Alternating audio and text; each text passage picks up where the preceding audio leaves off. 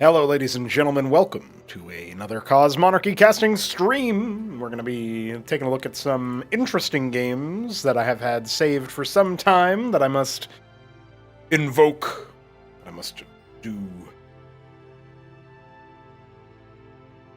that I must enjoy together with you. I don't even have, full hearing yet. I'm sure at some point I'll blow my nose and that'll fix everything. But until then, we are indeed chillin' here. I am a little under the weather. That is why Vilius asked if I am sick. Chamb was asking about team games. Have any of those even been posted in the mega thread? Probably.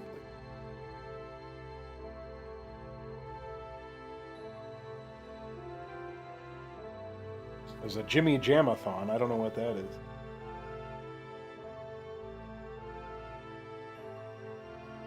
AOT is nowhere near being done with work as far as I know. Yes. Some games from... I do have a Hit 'em Up Shambler versus Hamster Kasuga game queued up, so at some point I'll do that. But yeah, some team games. We'll cast some team games today. It'll be a good time.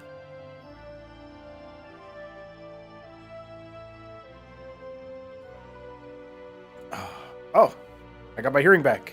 Fuck yeah, boys.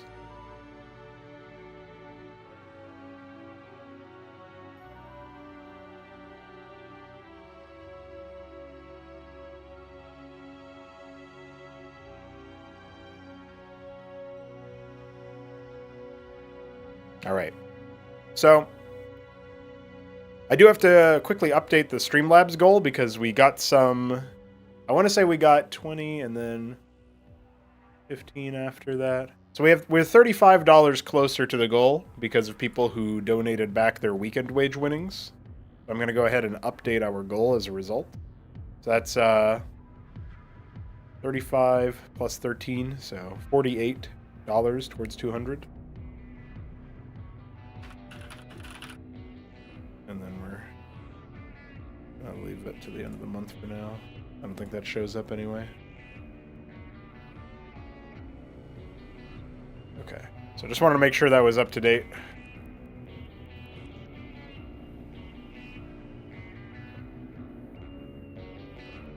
In response, Jimmy decided to send the same message. You know, that clears it up, right? Alright, so first of all, we're actually going to be casting a series of games between Alexander and George, because that was actually the most recent salvo that I had left to take a look at. So we'll see about how those are going. One of them is an AVZ game. I believe there's a Terran game in here where Alexander's playing Terran, and then there's also a bunch of ZVZs. Let's take a look. Ladies and gentlemen, Pronago bringing you another Cosmonarchy cast, and we have Alexander playing as a Skozy on the bog against George, playing as Zerg. Always a Zerg boy, George is. He seems to be our, I'm gonna say Cordovan Zerg. Alexander, on the other hand, is, oh man, this is kind of a weird color. Because it could be white, or it could be like tea green. I'll say white, though. Yeah, white. There you go. I think the hint for tea green is actually in the name color, is like slightly green. But I'm adapting to having eyeballs. Okay, guys, I'm a little under the weather, and I turned on the light for the casting part of this. You know, the stream light is on, and so my eyeballs are just adjusting, just adapting. This is George going for a Zorka's Shroud first build. Very ambitious. No gas for the Larvos. That'll be some time. First Radix is already done assembling. We got another one cooking up. And this game was played back on the 18th of January. So this is pretty old, almost a month old as of the recording date. But we are getting to it, as promised. We always get to it, boys. Pour one out for Alexander as a homie. He's currently between jobs, so I won't be able to send in donation as he likes to when his games are being cast. And he'll just have to sort of deal with that fact, adapt to that cruel reality. But if you want to send in donations, feel free to do so, streamlabs.com/pronago. We're raising money for 2 vs. 2 tournament. We're currently about a quarter of the way there, so you want to keep sending in the cash to Splash? It would be much appreciated. Now that Shroud is done, and Azorius is going to be the first unit This build used to be a little bit more powerful, capable, when you could make Gorgocores straight from the Shroud and you didn't have to upgrade it. That was a long time ago. That was before George even started playing. So let's just say I don't suspect this one will be too difficult. But maybe Alexander will surprise us with how he responds to this. No pool or anything. He's just going straight from Zorius to Lakes. What a Chad, honestly. The Lion does not concern himself with the Quazeth pool.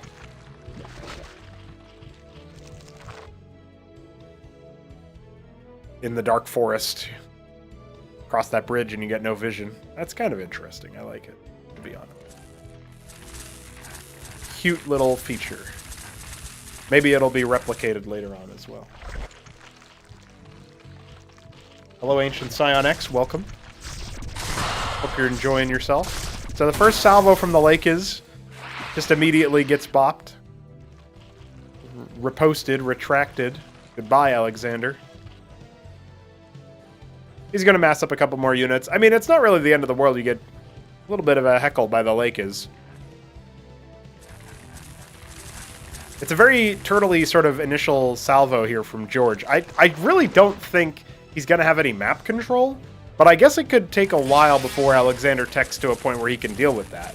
Maybe this actually is unironically a spot where you might want to consider going for Cosmoscope after this is done. Yeah, the Gauntlet finishes up. This is back when the Gauntlet or the Cypher were requirements for the Cosmoscope. It looks like Alexander's just going to expand, but I really think that if he went for the Cosmoscope here, maybe 2 Cosmoscope into Mass Tirade, he would just mop the floor. Something you got to keep in mind is when players are relying really heavily on Zorkiz, even when they do have a pool, it's really hard for them to shoot up. Nothing here shoots up, so that's a little bit of a problem. Alexander struggling to deal with the armor of the Zorius, so that must be what George is considering the feature of this build. How many shots it takes the missionaries to do any damage. Yeah, I don't think this is going to end very well for our Ascozi.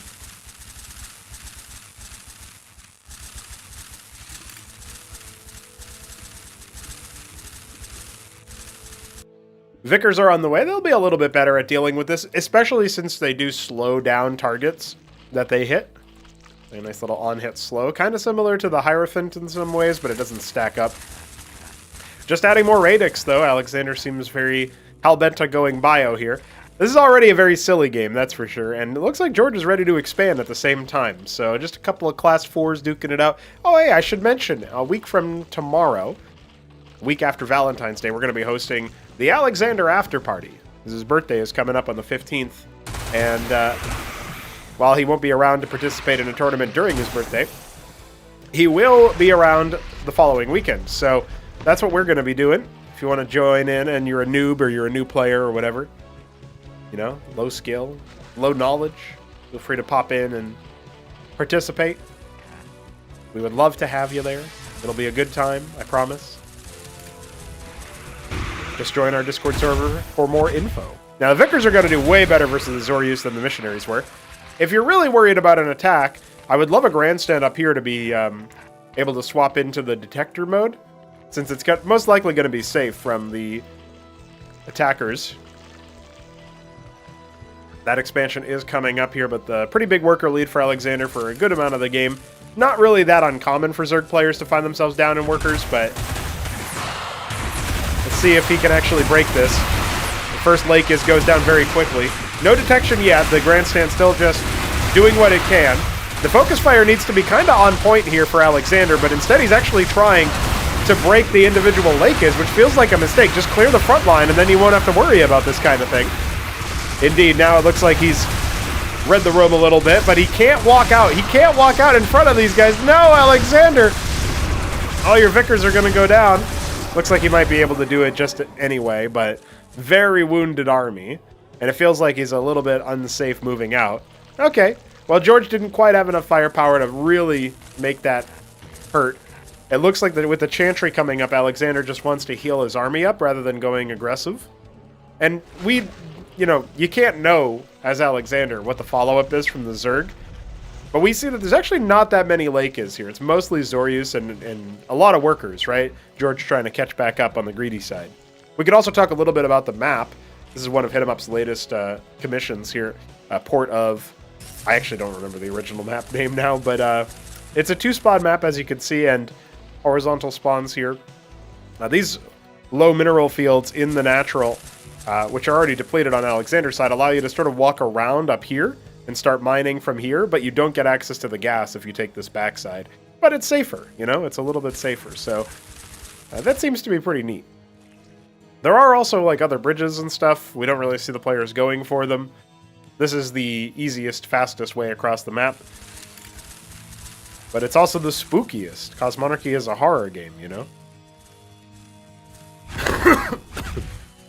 Pardon me.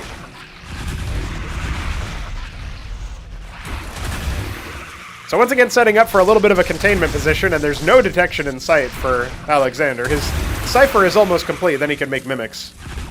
That'll be a good option.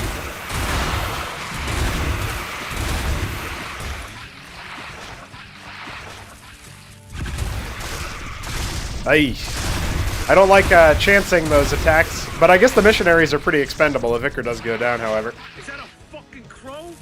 Ah! That is a crow. Thank you, Boomerman, with a U. I wonder who that is.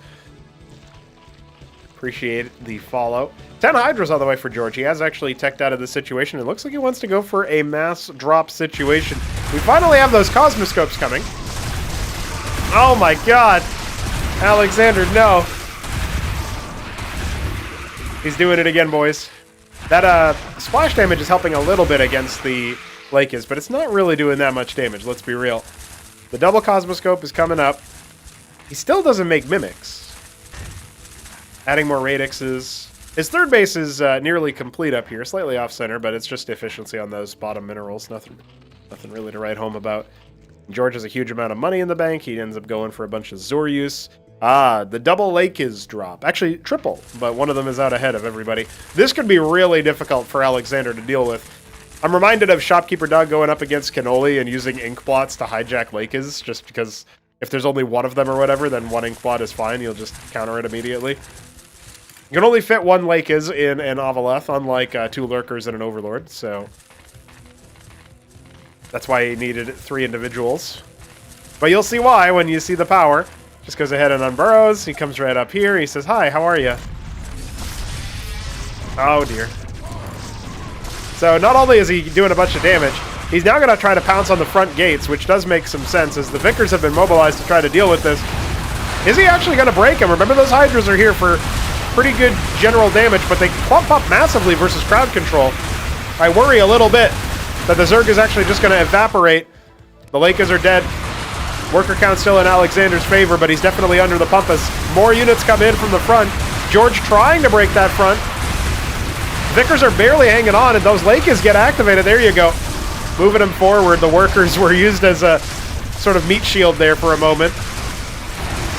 Now he's trying to hunker all the way back down. The Vicars really struggling to get themselves clear.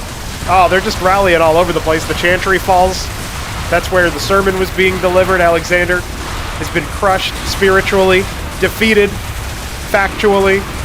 George is now really laying into him. Lake is in the mineral line. No detection. He's now making an ink blot from one of his Cosmoscopes, but I think it might be all she wrote for this worker line. Oh, jeez. Man, how did George actually win with a Zorka's first build? That's so weird. Double landlock. Okay, yeah. Well, you're going to need to remake workers, so I guess it makes sense. He's sort of mining from the main base, not mining from the arch. A lot of Hydras coming. Vicars are going to do their last stand. Oh, dear. The ink blot is there for detection, but... well, I don't know. He's actually doing okay over here. If he didn't have that third base, I'd be ready to call this game. And I kind of already did call this game. Oh, dear. You're going to need some tirades, my friend. No, he wants to deal with them without using the tirades. I can't believe it. He does not want to build tirades. It would have saved him so many times. Okay. Where are we at? One Pilgrim coming down, presumably to build a landlock. He's trying to stabilize. Zerg here. Oh shit, we do have Zerg here. Prime sub from Boomer, man. Can you believe it? People asking about the ink blot. It is a detector, but it also can hijack an enemy target. Which basically is like a Banshee Possession from Warcraft 3, if you know the reference. Kind of like that, but without stunning the unit. Just kind of attaches to it. Alright, that expansion actually has not come up just yet. There's an arch up here being made. Thank you, Boomerman. Appreciate the support.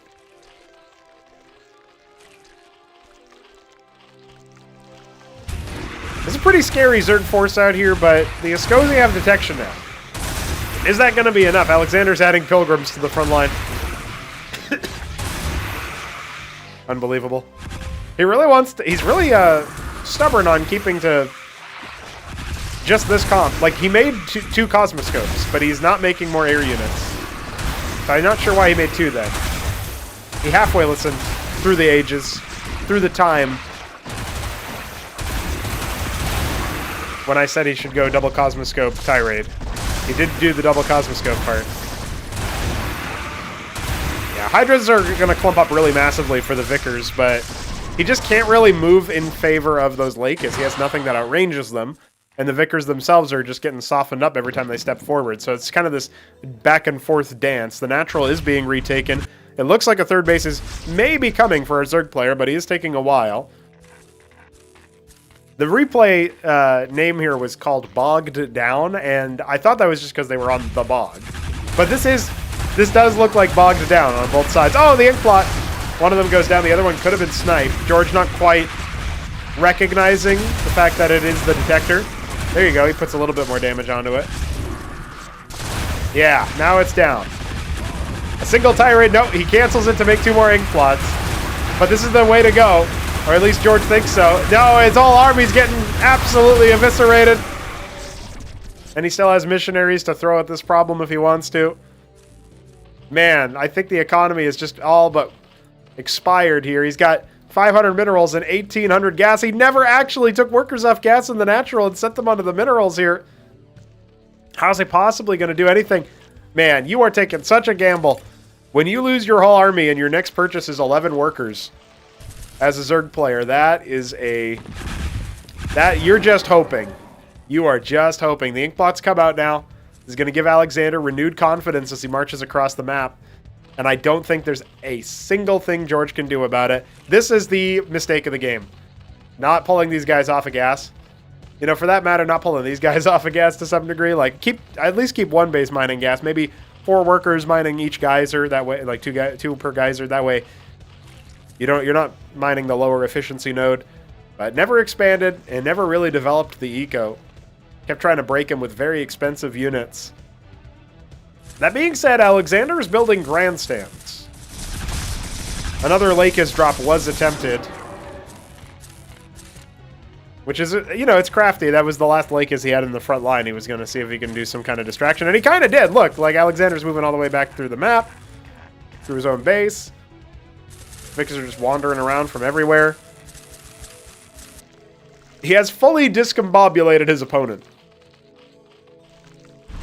And now he's got 9 Lakis, 14 Hydras. Every time I think somebody's messed up enough to be punished and lose the game, I'm proven wrong, and the game continues on. Now, the Inkblots are going to come in and scout, and the Hydras are just in time that George could snap them, but his reaction's not quite on point, so the Inkblots will get away. Oh, dude, hijack this Droleth, Alexander. You fraud, you should have done that. That would have been perfect. I can't believe he didn't do it. He didn't notice it. That's like what they're like best at, honestly, is you grab one target, especially if it's a worker, suddenly you've got Zerg. Okay, it looks like George has decided to give up without a GG. He's like, shit, I lose. Well, that was a game. That was quite the experience. A little surprising ending, but I was told that George does not usually type GG, so I guess that kind of makes sense. What a way to do it. What happens if you hijack a larva? I don't think you can. And if you can, it's a bug, and I'll fix it.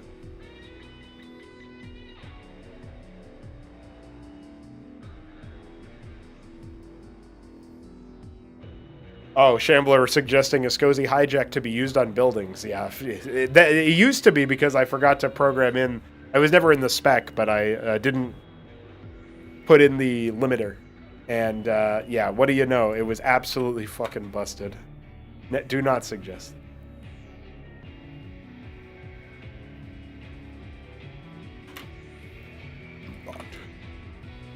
Not test me.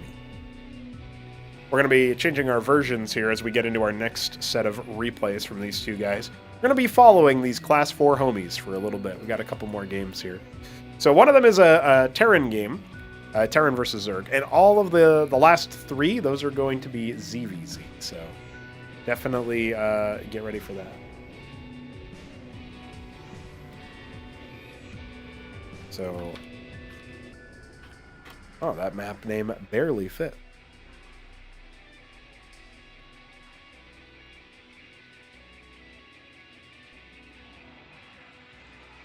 Hope you guys are having a good Friday.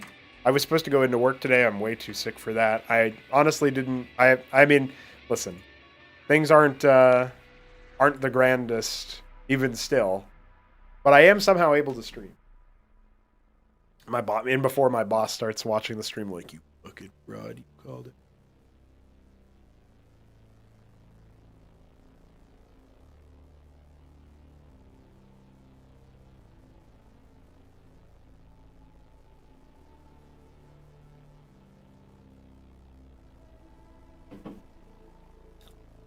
Okay, shall we get into it? Ladies and gentlemen, Cosmonarchy casts continue. Alexander, the Sunglow Terran in the bottom right of Valhalla Valley. This one is against George, who is the Eggshell Blue Zerg. And I'm interested in how this game will go because it's on this map. And this map always somehow delivers fun games in show matches and really wacky games, which are also fun in, you know, lower level play, shall we say. There was a game between Alexander, who rolled Protoss, and Jimmy, who rolled Terran, and it was a very funny game. Mostly because of the chat messages that were sent, and then Alexander just A-moved a bunch of Legionnaires.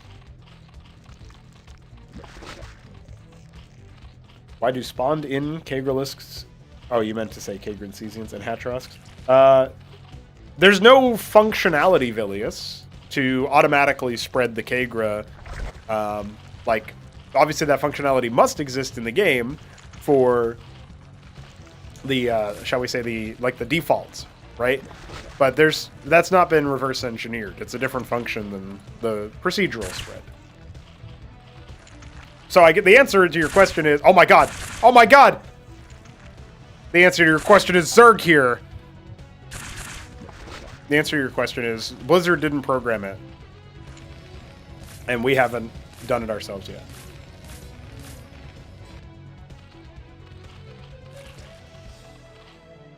Yeah, just spawn it on Kagra. Duh.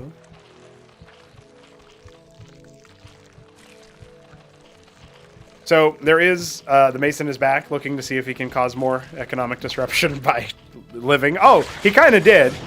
As 4 Rilla Row cores were made. I guarantee you, George is just like shit-talking, having fun while that's going on. By the way, you know what I want to see somebody do is take this island base. That would be beautiful. If you think about it, you could Bong Cloud as Terran. You bring your Masons down here, you build an anchor with your starting minerals. You lift the ministry off and put it over there. You know what I'm saying? You know what I'm saying, guys? You know what I'm saying? There's something there. There is something there. Tell me that's not a really good idea. It's not. It's not a really good idea. You need to mine 25 minerals first. But that's still possible. That is still possible. And if you're against a race that doesn't have great air capability, like I wouldn't do it versus Zerg, right? But that's a legit option, I think. Man, Alexander must have no idea what to do about this. Oh no, I'm stunned off of the Kagra. See, if that had stunned, it affected all of them. That would have been beautiful. But alas. Now, he made a Circuith, and he hasn't finished his tech node yet. So I kind of see the vision of what George is doing here. He's trying to be very greedy. And Alexander's spending all of his APM trying to do this. But at the same time, George is trying to deflect it with Rilla Road Cores of all things. So. my word. Well, Cyclops are being made. He's got 4 of them.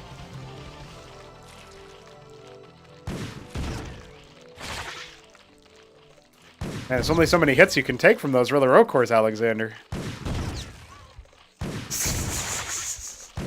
Uh-oh. Uh-oh, 2 more. Ah! But at least he sees the Hydras.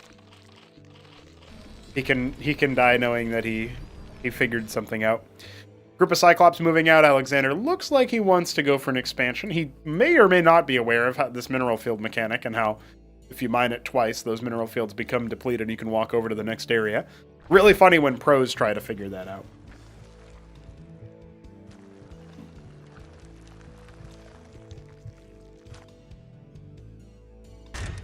There's that Ministry.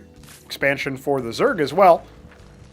And this many Hydras will suffer to this many Cyclops, but... Why? I'm not really sure why Alexander's moving all the way to the 9 o'clock location right now. But he should still be able to kind of stamp out the Hydra count. Down will go 1.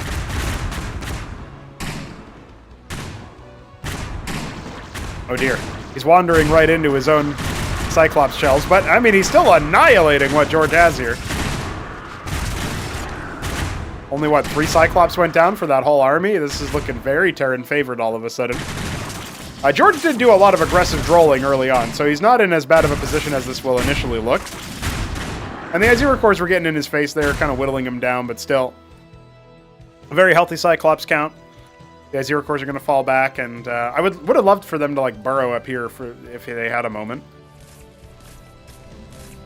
Obviously, with extra Cyclops coming, there's timed life to this one, but 8 more Azure cores are about to pop, and another tech node, Azorka's Shroud. Really doing everything he can to not make pool. I wonder why. Now, as Alexander starts, let's see if he can do any heckling. Hey, look, the Rilla Road Core's here. Just to be annoying, you know?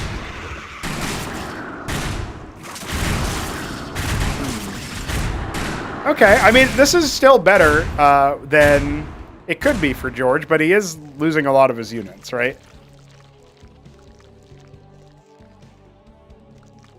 See if Alexander's follow-up is clean.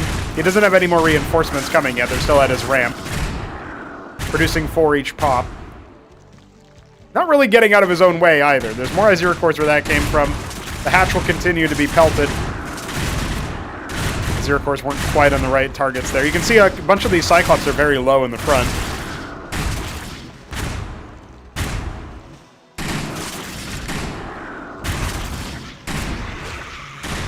Zorius coming. Now you have infinite Rilla Road cores as long as the Zorius stays alive. And 6 Lakers are about to pop as well. So I think, actually, I didn't think this would happen, but George will survive. And I love this Lakers positioning as well, because it might, like, the Cyclops might kind of arc in towards the gas initially, and then be bamboozled. Now he's making 9 Droleth. He knows he can, you know, make a lot more workers. Man, that greed really paid off for him early. The fact that Alexander couldn't do any punishment with the Vulture Opener, because he went right into Cyclops after. You just don't move as fast. I didn't think the Circuit was positioned very well. It was like all the way off to the side. It does, like, some of its weapon range is not actively used, right? Because it's off to the side. But there's those Lakers. I mean, if I'm Alexander, I don't know if I even bother trying to attack here. But he does kill the Zorius, so there is that. I'm kind of thinking I just sit back and build up. But I am also a wacko, so I might do something like this as well. And there come the Lakers hits. See, it starts to look kind of good, and then the Lakers hits come in and clear a bunch of Cyclops and wound a bunch of others. The real damage there is the fact that a lot of those Cyclops are basically dead men walking. Dead walkers walking? There you go. Dead walkers manning.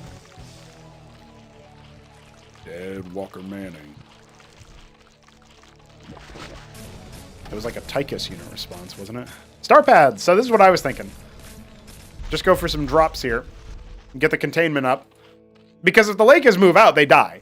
But if the Cyclops move in, they die. And so, set up the containment. Then go for some nice drops. You got Blackjacks coming out, Matadors in production.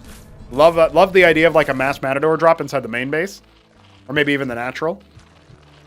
You get enough of them, hell, you can drop right on top of the lake is, but you definitely need the ant seal for detection. So.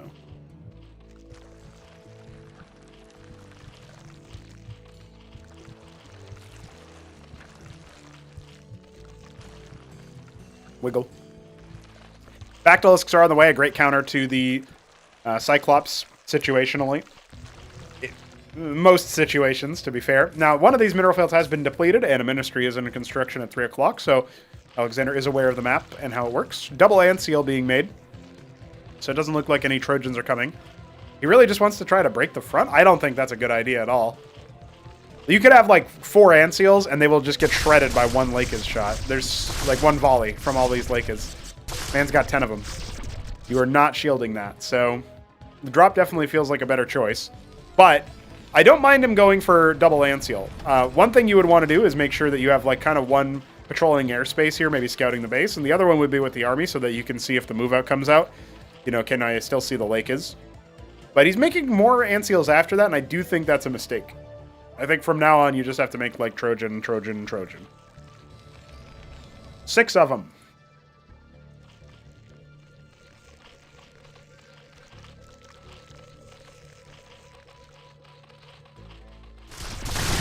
More Bactyls. Oh, the Matadors. They're going to drive right over those Lakers. They survived for a surprising amount of time, honestly. But, wouldn't you know it, all the ant seals died immediately. Even still, that trade didn't go as disastrously as I thought it would for Alexander. He still retains some Cyclops. But yeah, that is why you would never in a million years look at that situation and think, I can break that. I'm not sure how much of that was, like, intuition from me, and also the fact that I can see the whole map, and how much of that was Alexander thinking, well, he's got less than he actually has, you know? He did kill a lot of units early on, but he did not factor in, it seems, the potential power that George had built up because of his greedy start. And now he's going for the Elgorg. Yeah. I think there's a timer on here for Alex. Got some Goliaths coming. I actually don't know why he's making Goliaths. Maybe it's a brilliant read, and he knows that, you know, Zozark is in the way. You know, or at least Gorgs. I don't know. I don't think you care about Skiths here, so that's the only tech he's confirmed so far. Now, that being said, the Palladium on the way, this is the other thing he could have done. If he wanted to, like, make just 1 star pad ant seal and then make Palladium, a bunch of Phalanx, and crush the containment, he could have skipped Scrapyard here entirely and just went for, like, Cyclops, maybe some Vultures for mines or whatever, but mostly just, like, Cyclops Phalanx. And I think that would have been a pretty strong play with the ant seals detecting and also providing a little bit of shielding. Very good economy. Well, you know, certainly decent economy. But I am noticing that there are some casualties here. Yeah. And this is why, like, this looks like, oh yeah, I'm going to attack him from this backside. The enemy outranges you, my friend. Beware the enemy that outranges you. If you had Phalanx there, sure, yeah, park them and start volleying, but that is not something that describes Alexander's current capacity. Couple Hydras stepping out anyway, you know, just saying hi. Funny rally. End up getting a Blackjack kill, though, so... Or a Cyclops kill, actually. A couple Blackjacks got scrapped. Look at this. Double Expo. Alexander is, well, he's doing his thing. He's trying to slam out the extra bases. Well, with the Phalanx coming in pretty good numbers, he might actually be able to do the proper containment, but Ultra Cores are out now. I still feel like with the extra shots of all the Cyclops, all the Blackjacks, I don't think that the Ultra Cores are going to be able to survive for very long. He's going to have 5 of them. Okay. All right. I mean, yeah, as long as those Phalanxes are nice and deployed and ready to go, and remember 6 more were being produced as well, the Terran army does stand a pretty good chance. Now, Scythicores are coming, a single Gorg as well. George's economy is obviously not as well developed as Alexander's is. He is flying that ant seal around to see what information he can get, what he can glean.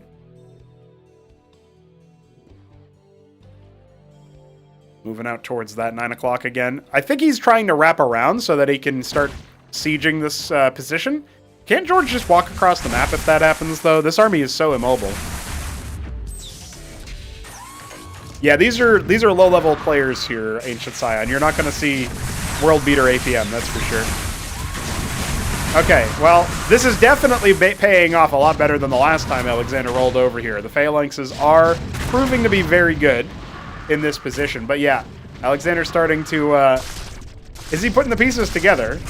Well, I guess is George putting the pieces together? He makes a bunch of backdols. Don't tell me. Oh, God. Man, George has such an opportunity if he just decides to walk into the enemy base. Like, the Lakers are still set up over here. Obviously, the Ant Seals are here as well, but this forces the Terran to kind of use their Phalanx, lest they end up losing everything. I feel like if George had kept them in Hydra and then walked in... Oh, he's got skits in the main base. Well, it's only like 5 of them, right? Or 4, it looks like. Oh, he's doing some damage. And now he's going to attack in as well. I mean, this doesn't seem right, but all the Ant Seals are away from actually helping out. The Phalanxes were not deployed. Oh, and that Ultra Core, it ate a corpse, so it's faster. It's actually dodging a lot of those Phalanx shots. Hold on. No armor so when deployed, so the Phalanxes go down quick to the backdols. Dude. That's absurd. He used that distraction to get on his army, and Alexander did not respond to this threat very well with his units at home. There's way too much going on there in that last fight, and Alexander taps out. What a mess, dude. At the end, you know what matters? We didn't have to see George not say GG because Alexander said it for him. GG. Yeah, absolutely praying.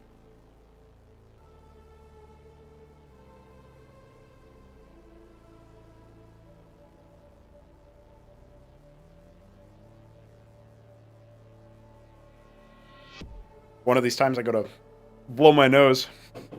I'm going to be absolutely pranked by not actually hitting the mute key.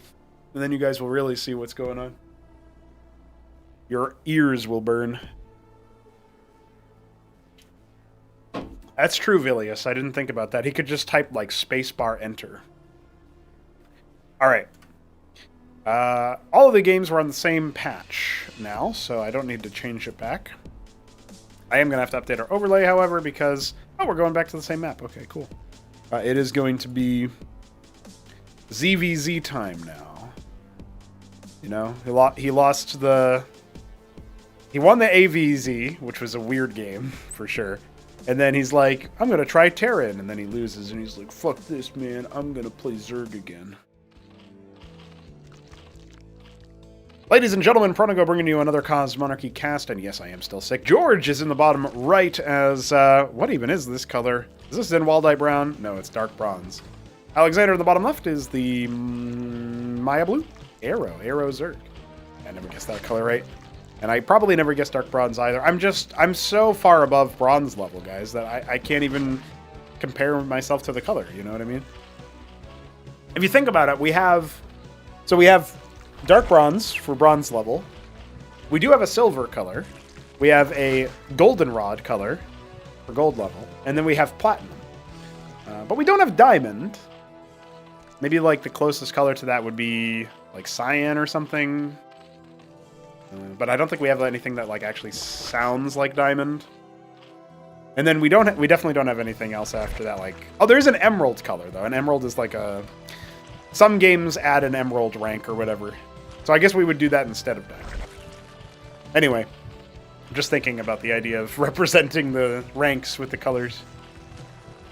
Now, George is going for a pool after his Kagrin.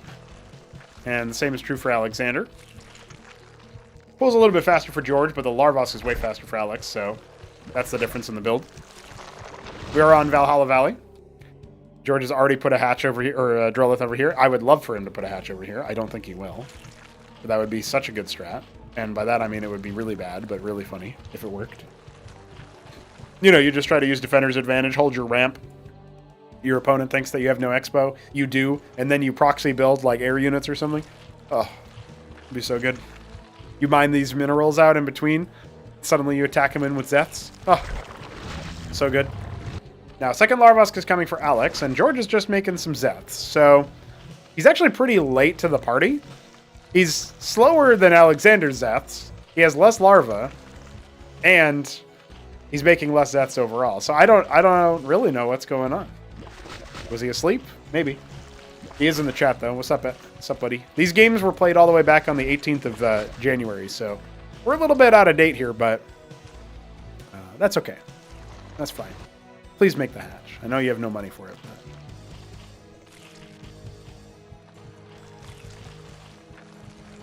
Looks like that second Larvask is going to cook up soon for George.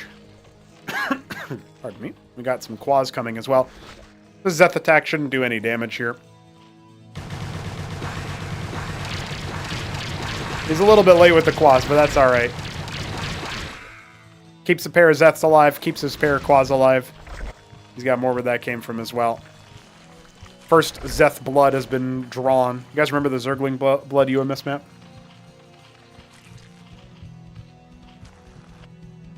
These two players are such grinders. They play so many games against each other that they've definitely lost count here. Yes! Do it! Do it! Oh, he didn't do it. Coward. Fraud. Do it. Yes! Oh, you're losing everything. Wait, no, he's got Quads. He can fight. He just needs to kite. He's not gonna kite. Oh, now he is a little bit.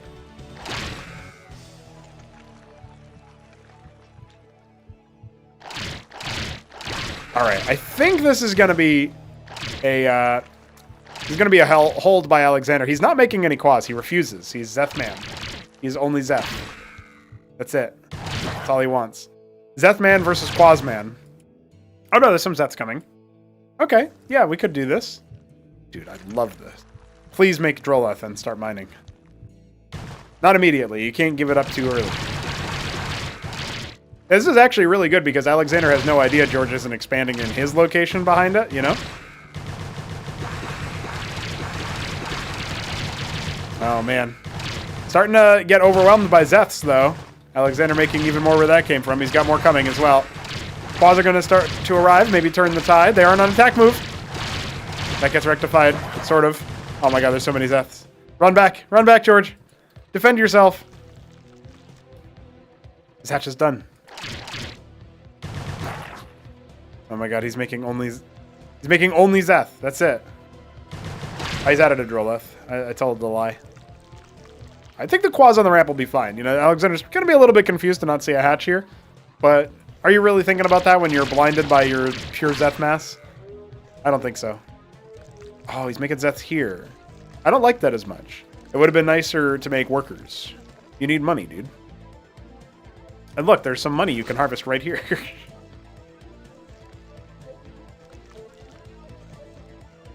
He's kind of, like, it's pretty close for the Kagra to spread over there within vision of a Zeth, but thankfully the Zeth has such poor vision. I don't think... Oh, wait, maybe it can see it.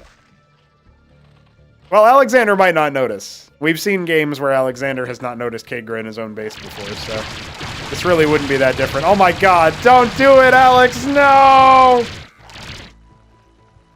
He lost 11 Zeths for nothing. Yeah, he still just... if he does see it, he doesn't see it. You know what I mean? His units might see it, but he don't.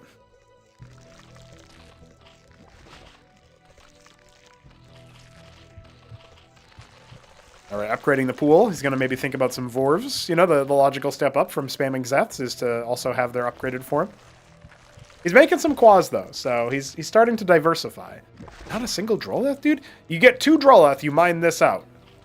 And then you come down here. That's all you need. Or you can do 1, but that relies on your opponent really not noticing. Oh my god. Is this on purpose? This feels like this is just a rally. Oh, wait. Nope, he's still not noticing. Alexander, do it. Do it, Alexander. He doesn't even know he's partway through doing it. Double up, you know, you take this base and this base. Oh, oh, oh shit, he's doing it. He is, he's gonna do it. Oh, but he's under attack. Oh, he's doing it though. He's doing it. Ah, it's apotheosis. Proxy hatch. Oh no, all my units are stuck here. If only I made workers.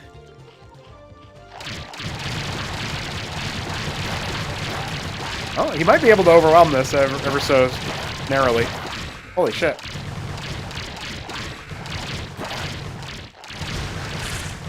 Battle workers. Oof, they did not battle very well. George has 10 worker, by the way. Now, will Alexander think about that? No. He's like, nah, they were dropped or something. Meanwhile. Build Larvosks. You got gas?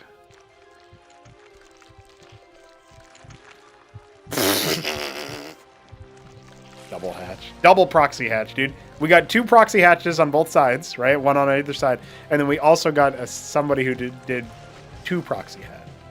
And he's making Droleth, of course he is. 5 liras. Okay. George must be somewhat amused by this. It's going to absorb a lot of damage. A lot of quads are here, though. A ton of quads. Man, it had 50 quads at one point. Honestly, it's not dropping that fast either. Although half of them aren't fighting, so there's that.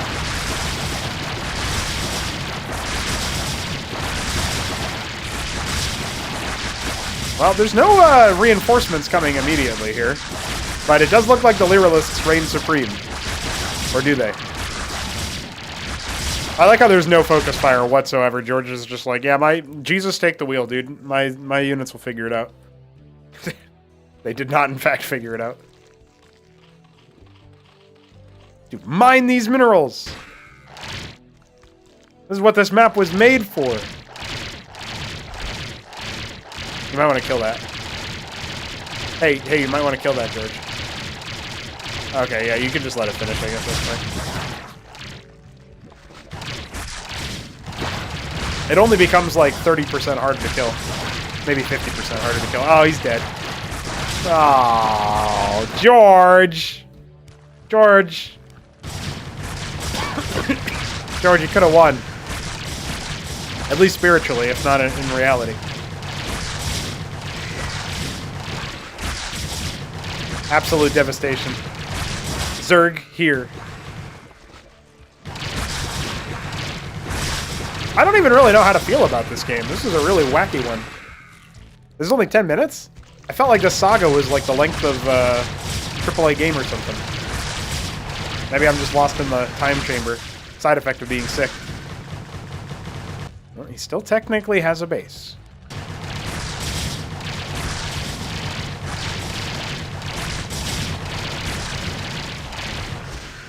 Place your bets. How long will it take? He definitely saw this Kager, dude. Yeah. Indeed.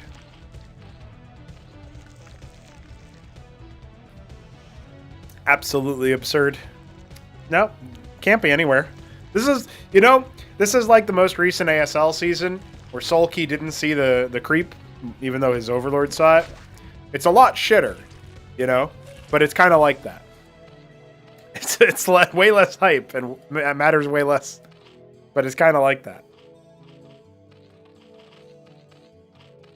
There you go. The jig is up, boys. Ladies and gentlemen, we got him. No GG. I think George just says GG over voice or whatever. That's fine. Absolutely annihilated.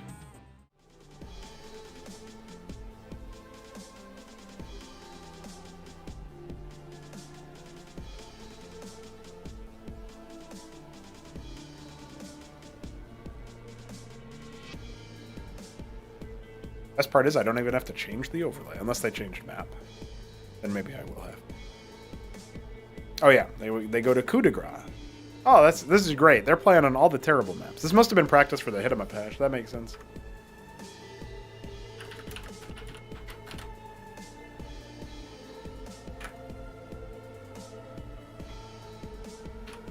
We have 2 more games to cast between Alexander and George. Ladies and gentlemen, it is time for more Cosmonarchy casting. George, our green Zerg in the bottom right of coup de grace, is up against Alexander, our lemon? Arrowlied yellow. That's a color. Arrowlied yellow Zerg. You know, Alexander will simultaneously say that he never gets to see any interesting colors. There's never any good colors that come out of his games. Everybody's always red. And at the same time, he will roll the most obscure, not red colors of all. And I'm not talking about Jack Ulanski. He is red. The battlefield will soon be red as well, considering there's going to be a lot of Zerg that are dead. I ever tell you guys the time where I was playing one of those roleplay maps? I can't remember the names of any of them. Cortex RP was in Starcraft too, but I can't remember any of the Starcraft 1 roleplay map names. But I knew there was one that was a jungle map. It was 256 by 256. You'd get some griefers that would occasionally spawn all of the units that could not be spawned normally. And so they had to be pre-placed and moved, and then you could recycle them. And they were called unspawnables. Anyway, there was one guy who loaded up a bunch of Zerglings that he had damaged until they had 1 HP. And then unloaded them from a transport and said, "Ketchup army, shoot me for ketchup." And he didn't realize that his Zerg units had regenerated inside the transport. And so he was very embarrassed because his epic roleplay did not work. I don't know who would be roleplaying having a ketchup army, but he was probably 10 like me. Double Larvosk for George after his pool, and we do have the same kind of thing going on for Alexander. So this will be a fairly even affair in the early game. I would not be surprised if George was able to make Alexander go very confused on this map. This is a map that I think I saw like Jimmy and Blade fighting each other on this map. And it took like 25 minutes and I don't even remember who won. But yeah, the Hit 'em Up Hash had some very good games, that's for sure. Very amusing games. In fact, there's one of Tudor versus Flame Viper, I think it was, that I wanted to take a look at on Tesseract. That's probably a good one. Now, we will have another Kagran. I think, judging by the positioning of George's, it's going to be a Larvosk. Not as sure about Alexander, but I wouldn't be surprised if it was, yeah. He's kind of spreading the Kagran towards the choke point. And they're just going to, gentleman's agreement, droll it up, not bother scouting each other.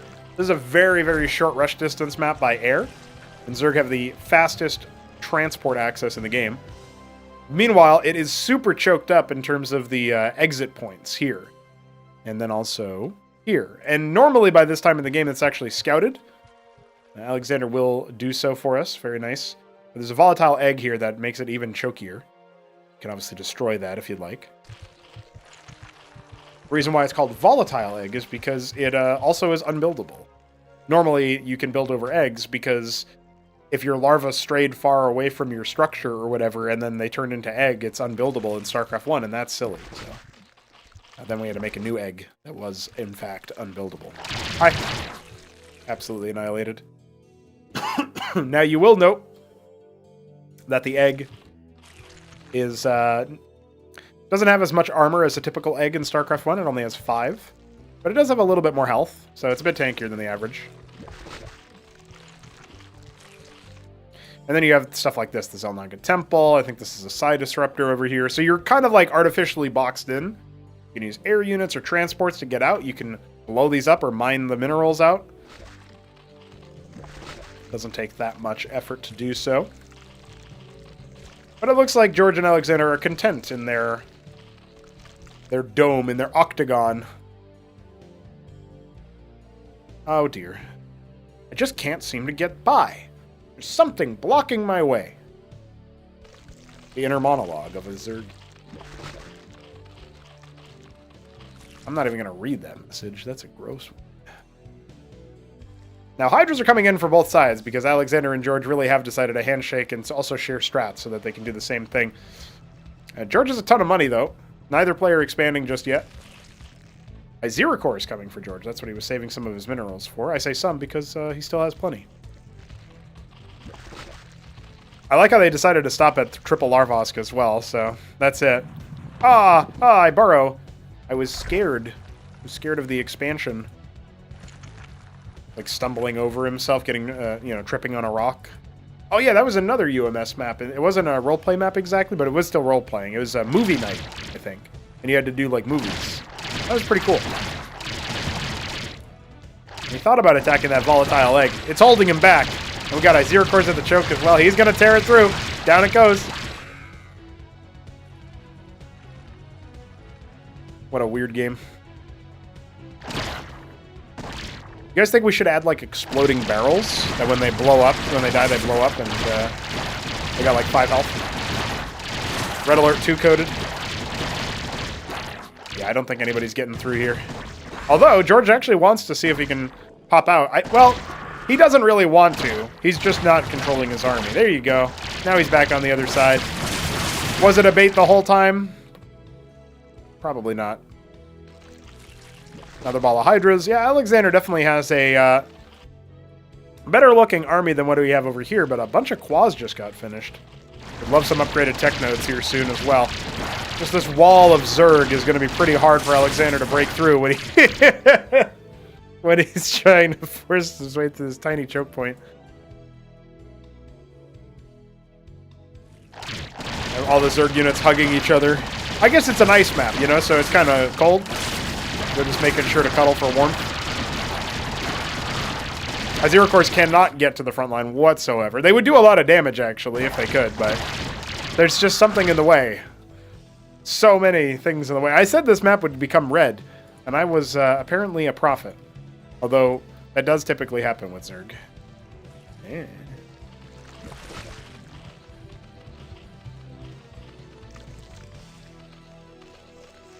Well, Ski Back is on the way. What's a grape grappier?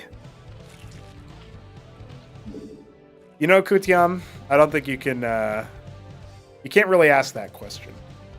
They're clearly just, they must be talking about it in voice. Oh, well, there you go.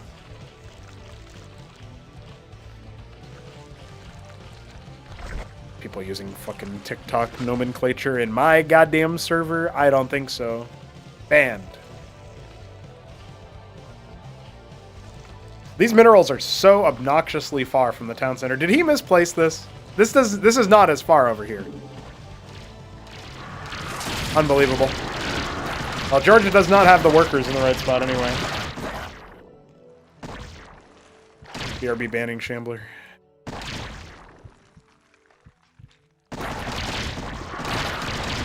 Hyperball over here for George can focus fire individual units.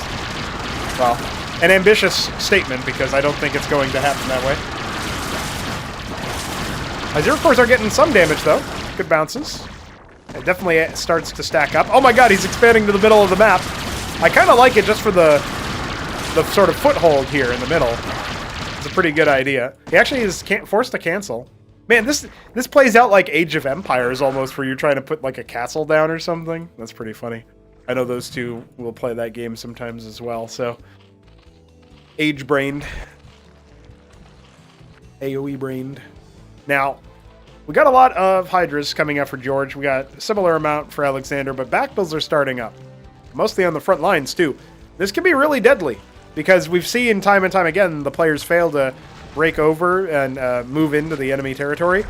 If Bactylisks are involved, you better expect a lot of ranged damage. Now, I am glad to see Zero Core's in the production tab as well for George. I was just about to say, one thing he definitely needs is a front line. Hydras will outpace Bactyls and catch up to them and, you know, cut their DPS down by getting into melee range.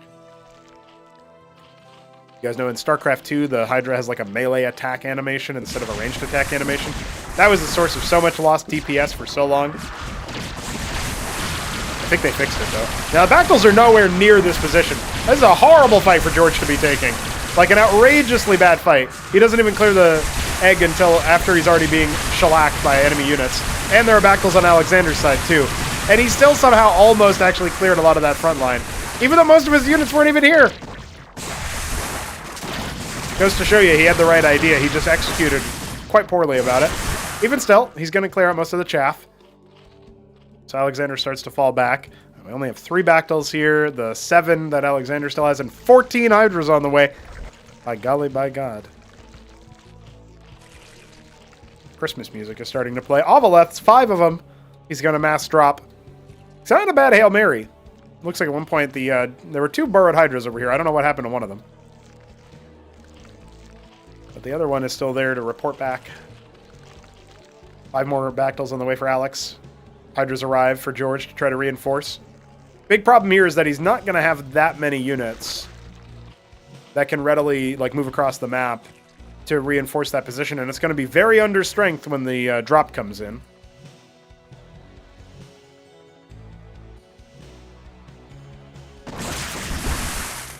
As long as he stays over here with this kind of garrison, I think it's fine, although his Hydras are getting baited in really hardcore. Most of his units weren't shooting. Oh my god. The kludge. Yeah, the bounces are still hitting a little bit too hard. And he made these Ovaleths, and now he's trying to take the base. I don't know why. Shroud coming up for Alex. Man. What a bizarre set of circumstances. Well, another player cancels the hatch in the middle of the map. I don't know where those Ovaleths went. Random Hydra. Alright, he's going to go for a sort of drop. But he's being bared down upon. Does he really think he can do this? It is kind of a Hail Mary. He doesn't have anything that can stop that army. But I don't think Alexander will be deterred. Going to slowly march through the choke point. That was the last best chance that George had to defend his turf. Now he's going to go ahead and unload. Start heckling the base. Start heckling the workers. But Alexander continues to attack move. There were a bunch of Hydras out here that were just kind of idle. Might have helped out earlier, but not in drip feed quantities like we see here. And reinforcements are coming back in to clear this position. That'll be it for the army inside the main base, and George has been annihilated. Man, coup de grace delivers again. What a silly game. Maybe if George had immediately jumped on the opportunity to take the middle of the map with a hatch, that would have been a good move. But I think Bactyls kind of forced the issue a little bit too early for what George can do there. He's gonna let him. He got up from the computer. Oh, never mind. He's coming back. He'll at least watch his base be destroyed. But if you think about it, maybe it's better to take the hatch over here rather than bother trying to take the expand. All right. He faked him out. He's like, yeah, I'll let you kill my last production structure, and then he left. But even though he left, Alexander still killed his last production structure. I think that is kind of telling. That's kind of fitting. It makes a lot of sense. GG. What a silly set of games. All right, last one between these two silly heads. We're going to watch point. Go ahead and update the overlay, blow my nose, and we'll get back into it. These are the kinds of games that I'm not sure how many people enjoy watching the really, really lower level games, but I hope that people get some satisfaction from watching noobs try to fight each other. I think it's kind of funny, at least.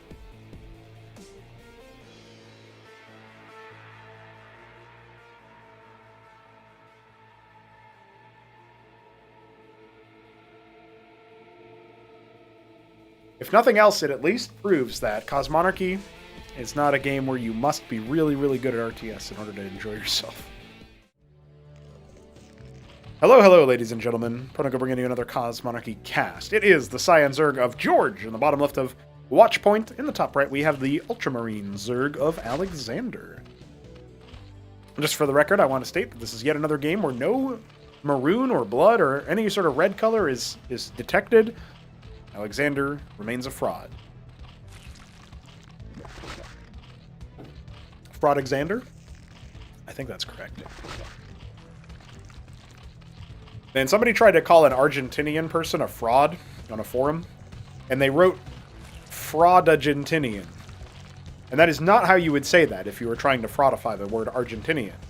Right? Like you would say Fraudgentinian, Fraudtinian, I don't know. You would do something like that. But he didn't actually replace all the syllables. I don't get it. Yeah, that's my reaction to that anyway.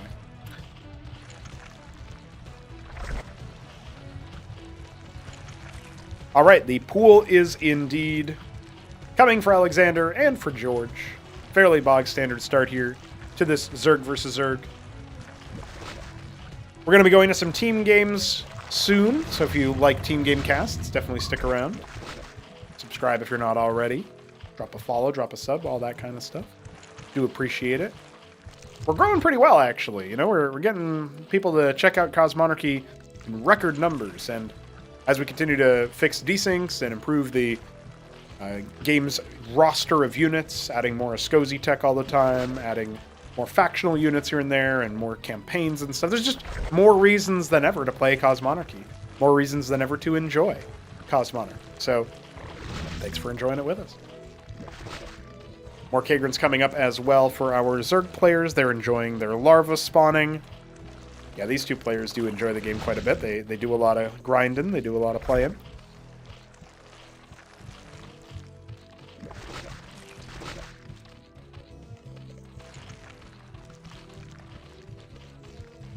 Does feel like with Alexander leading a lot of the games so far, you know, he won the Ascozi game on the bog. That was pretty contentious. That felt like a back and forth series of throws from either player. And then, of course, we had the Terran game that was just hilarious on Valhalla Valley. Goes the way of George. But then, Alexander stabs back with 2 ZVZ wins. George looking to get back on the board in this matchup. George just plays Zerg all the time. And you know what was really funny is that during the Hit 'em Up Hash, he rolled Protoss one game, and he looked really competent. He looked like he was actually aware of what was going on. And he might have actually played a better Protoss than he plays Zerg. So that's just confusing to me. Maybe it's just because Zerg is harder and Protoss is really, really easy. You guys think so? Comment below. If Zerg is super easy. I mean hard. Fuck. Maybe it's also easy. Now, we do have a Larvos coming. And that is going to be Larvos number 3 for George. He'll now match Alexander's output. No expo yet. Also, kind of funny, but this replay file name is called No Honor. I wonder why. I wonder what that means. What sort of antics shall we see in a No Honor game? Do you lack honor if you do a drop? Well, you know, this Ovaleth pathing is probably the worst pathing you could do on this map. What are you going to do? Fly directly down through the natural, through the third, through the natural, into the main base and drop? That's like so bad it might just work. You know what I mean? Oh, he's maybe realized the error of his ways. As he's now pathing all the way down to, yeah, this spot.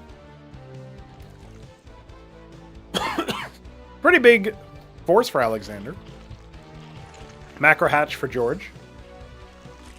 Vornath coming up for our Ultramarine Zerg as the deep blue shades start to move across the map. I do feel like with the Vornath coming for George as well, they're keeping good pace with each other's tech, but... Well, oh, George might have had a sneaking suspicion about maybe a drop would come in. He's clearly getting ready for it. A lot more quads are about to pop, so I'm not really worried about George on the frontal attack. Really, it just comes down to this drop and how it goes. Well, he might have just preempted the right spot.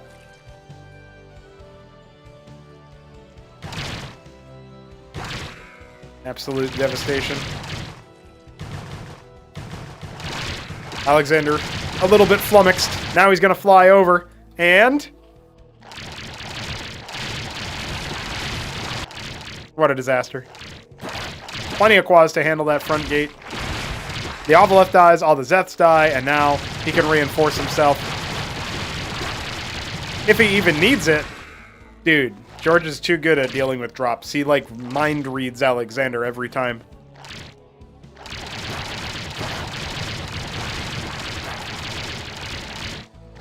Gonna see if he can double back. He can get the Zeths to the front line, soak up some of that damage. Alexander moving forward with a couple of his quads, going for an expansion. he has that map control, but it seems to be dwindling as George is coming out. He's not really stutter-stepping with his quads, and he could be, but I guess Alexander's not doing it either. He's trying to show it a little bit here, but instead he's just going to go for a retreat. Cleaning up the last of the stragglers on the high ground. Hatch is done. Oh, look at that. A macro hatch on his side as well, and a Calcure Lake coming for both players. Unbelievable. We do have 3 pairs of Naths coming for George. He clearly wants to go for the Calculusks. And I saw his screen go a little bit south of this 3 o'clock base. I wonder if he set the rally for the Naths over there so that he could try to heckle a potential third base. I don't know, sometimes George has that uncanny, like, map read or whatever. He just somehow knows exactly what's going on. Now, this attempted ramp break is going to be pretty hard for Alexander to make happen. He does see that and sort of sense that, and he does decide to double back. He's got a much better worker count. What was the pull? Don't tell Godweed about pulls, okay? Please. We don't need to see any more.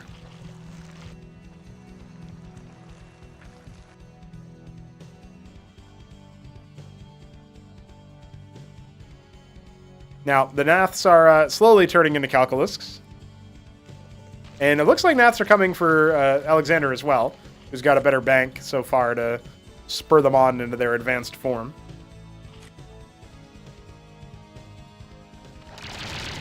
Starting to saturate this natural is George. Actually has matched the worker count of his opponent. Starting to get a lot of Vespine, but he's not actually saturating that base there.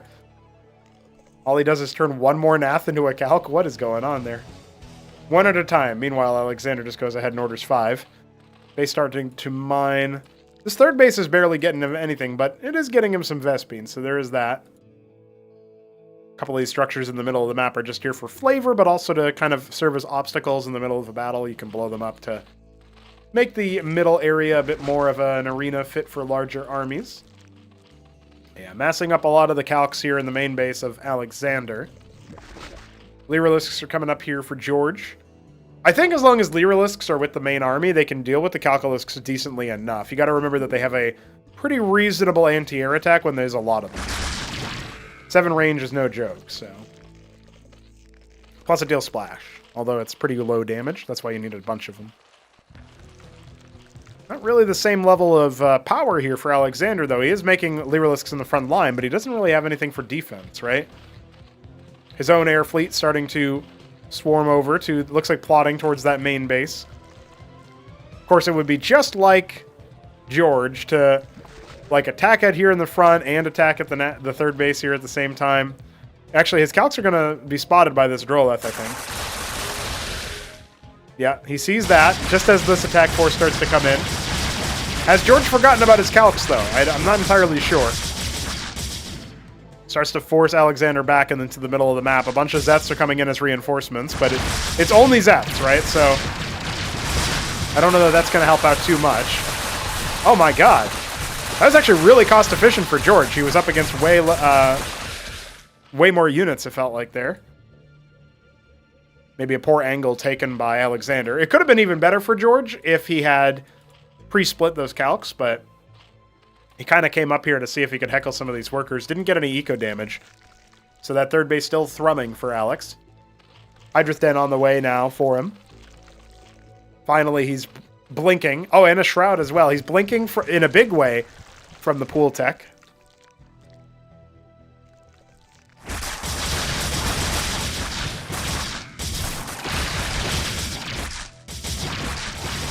George pushing in. He's got a pretty big army. You got to be scared of this. You got to give it respect. Alexander's a big bank, and he needs to start thinking about spending it, but he wants to wait for his tech nodes to finish. I don't know if he's going to be given the opportunity. 20 Nathicors are in the bottom right, and they can swing right over to that third base as the main army is crushed. He only has 2 calcs left over there. The Nats can definitely get activated. Some static defense starting to mass up here. Den is going to be popping soon. The Shroud will be about 10 seconds later. Yeah, George still has not quite realized that he has those Naths. Now he's going to remember. Can't break the ramp just yet. We do have more pool units coming. 17 Lyrilisks. Oh no! He starts them up just as George starts to come back in. Calculists aren't going to be able to do much there. The Nats actually didn't move. He's making calcs with them instead and trying to break the ramp at the same time. I don't know if that's a great idea. Just more quads being made. He made those extra tech nodes but didn't actually use them. We do have more quads coming for George. I really feel... I mean, he has no idea that the other base isn't actually being defended by anything. But he really could just move over there and kill him. Shut down all the mining. I mean, it doesn't really matter because look at Alexander's bank. He's just not spending money at all.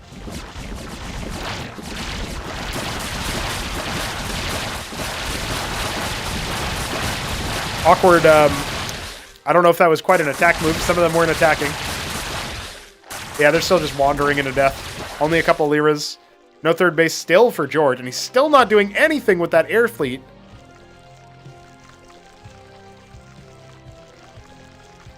$21 liras. And a bunch of hydras have started to show up. George in the chat said this is the Hydra betrayal. I guess that's the no honor part. Unless we see some epic anime betrayal later on. A bunch of macro hatches, yeah. Alexander needed to do that yesterday. Dude, when are you going to use these air units? You can't just be sitting here in the corner.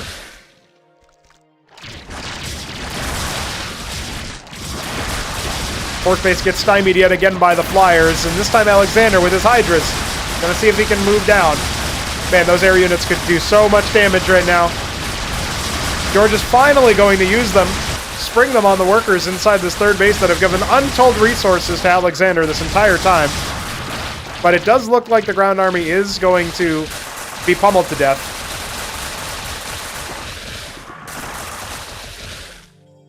Oh yeah, kill them calcs. Utter annihilation.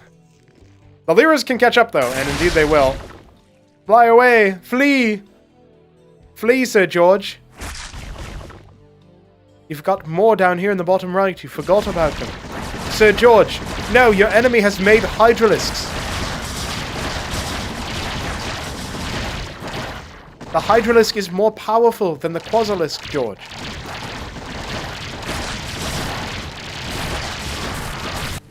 Starting to mass up the calcs again. Oh dear. It was fun while it lasted, right?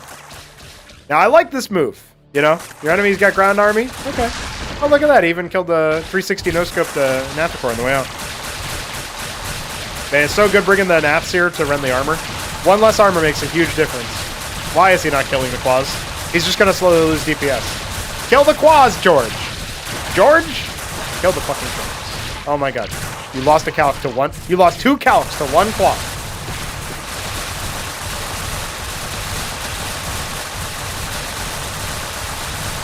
Unbelievable.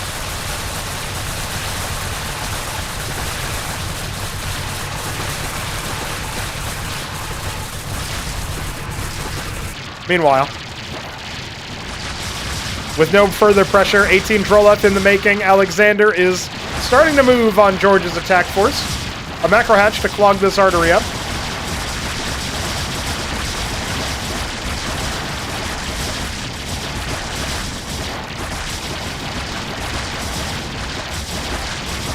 What a disaster. An utter betrayal. The Hydralisk reigning supreme.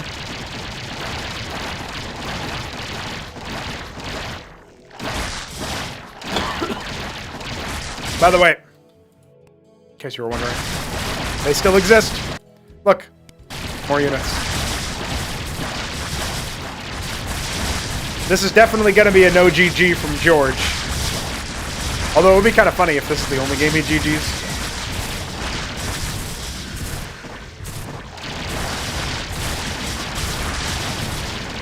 Hey look, he's back. Ah, anti-air. Hooey. Pitui. Icky. Gross. All my homies hate anti-air. And spending money. But Alexander doesn't need it. He has won through the power of betrayal. Through the power of heresy.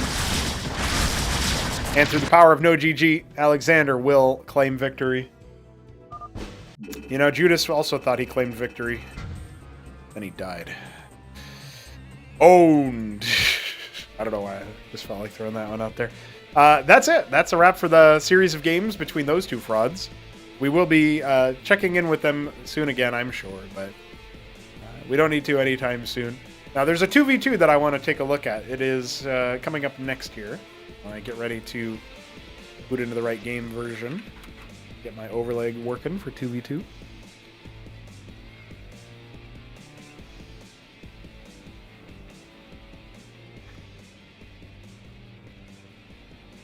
Alright, I actually have to launch, see what the races are. I cannot believe I'm being compared to Judas. Can't? Listen, it's almost your birthday. I gotta get my licks in while I can.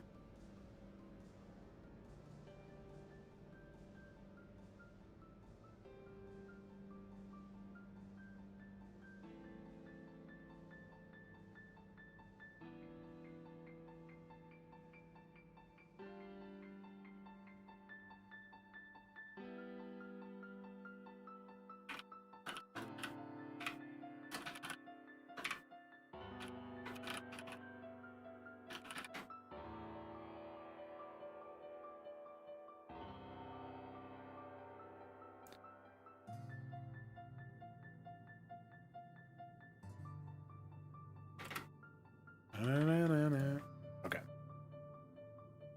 Cool.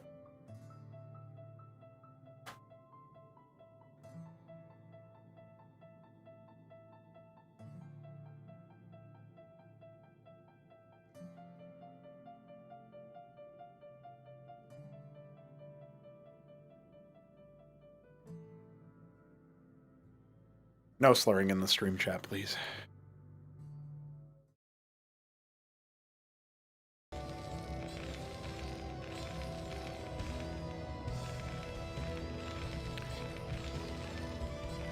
Chambler.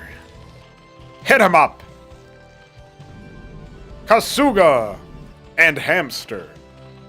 2 versus 2 on Hourglass. I believe this is a map by Jujik, actually. Let's see how this 2v2 gets. I'm really surprised that Hit him up and Shambler are on the same team, first of all. Pretty good. Pretty good. Now, Hit him up is here in the top right as our Dark Bronze, I believe. No, Dark Olive. Dark Olive Zerg. And Shambler, our White Terran in the top left, seems to be going for a relatively early scout. We do have Kasuga in the bottom right here, aligned with Hamster. Hamster, the Deep Periwinkle, Zerg. Kasuga, the Coral? Coral Protoss. There you go. Doesn't look like the bottom team going to be bothering to scout anytime soon. Hamster going for a Larvosk first. Now, I've heard that 2v2s can be really cheesy, so I'm interested in seeing what these two players have decided to go for. These are 1,500 minerals, so you don't have the same luxury as your other homies, your other maps that are 2K and 1v1. You can't really stick it out on the same degree, but I'm sure that's still fine. You know, it seems like it'll be just fine. For the early game, at least. Legionnaire start for Kasuga. He's going to clear the scout. Of course, it will be scouted out as 2 gate. I don't know if our players were on voice. I imagine maybe Shambler and Hit him up were, but also I could easily imagine Hit him up saying, "I'm not listening to you, Shambler," and then leaving the voice chat, but I don't know. Hard to say. This game was played, let me get the date here for you guys. This game was played on the 26th of January.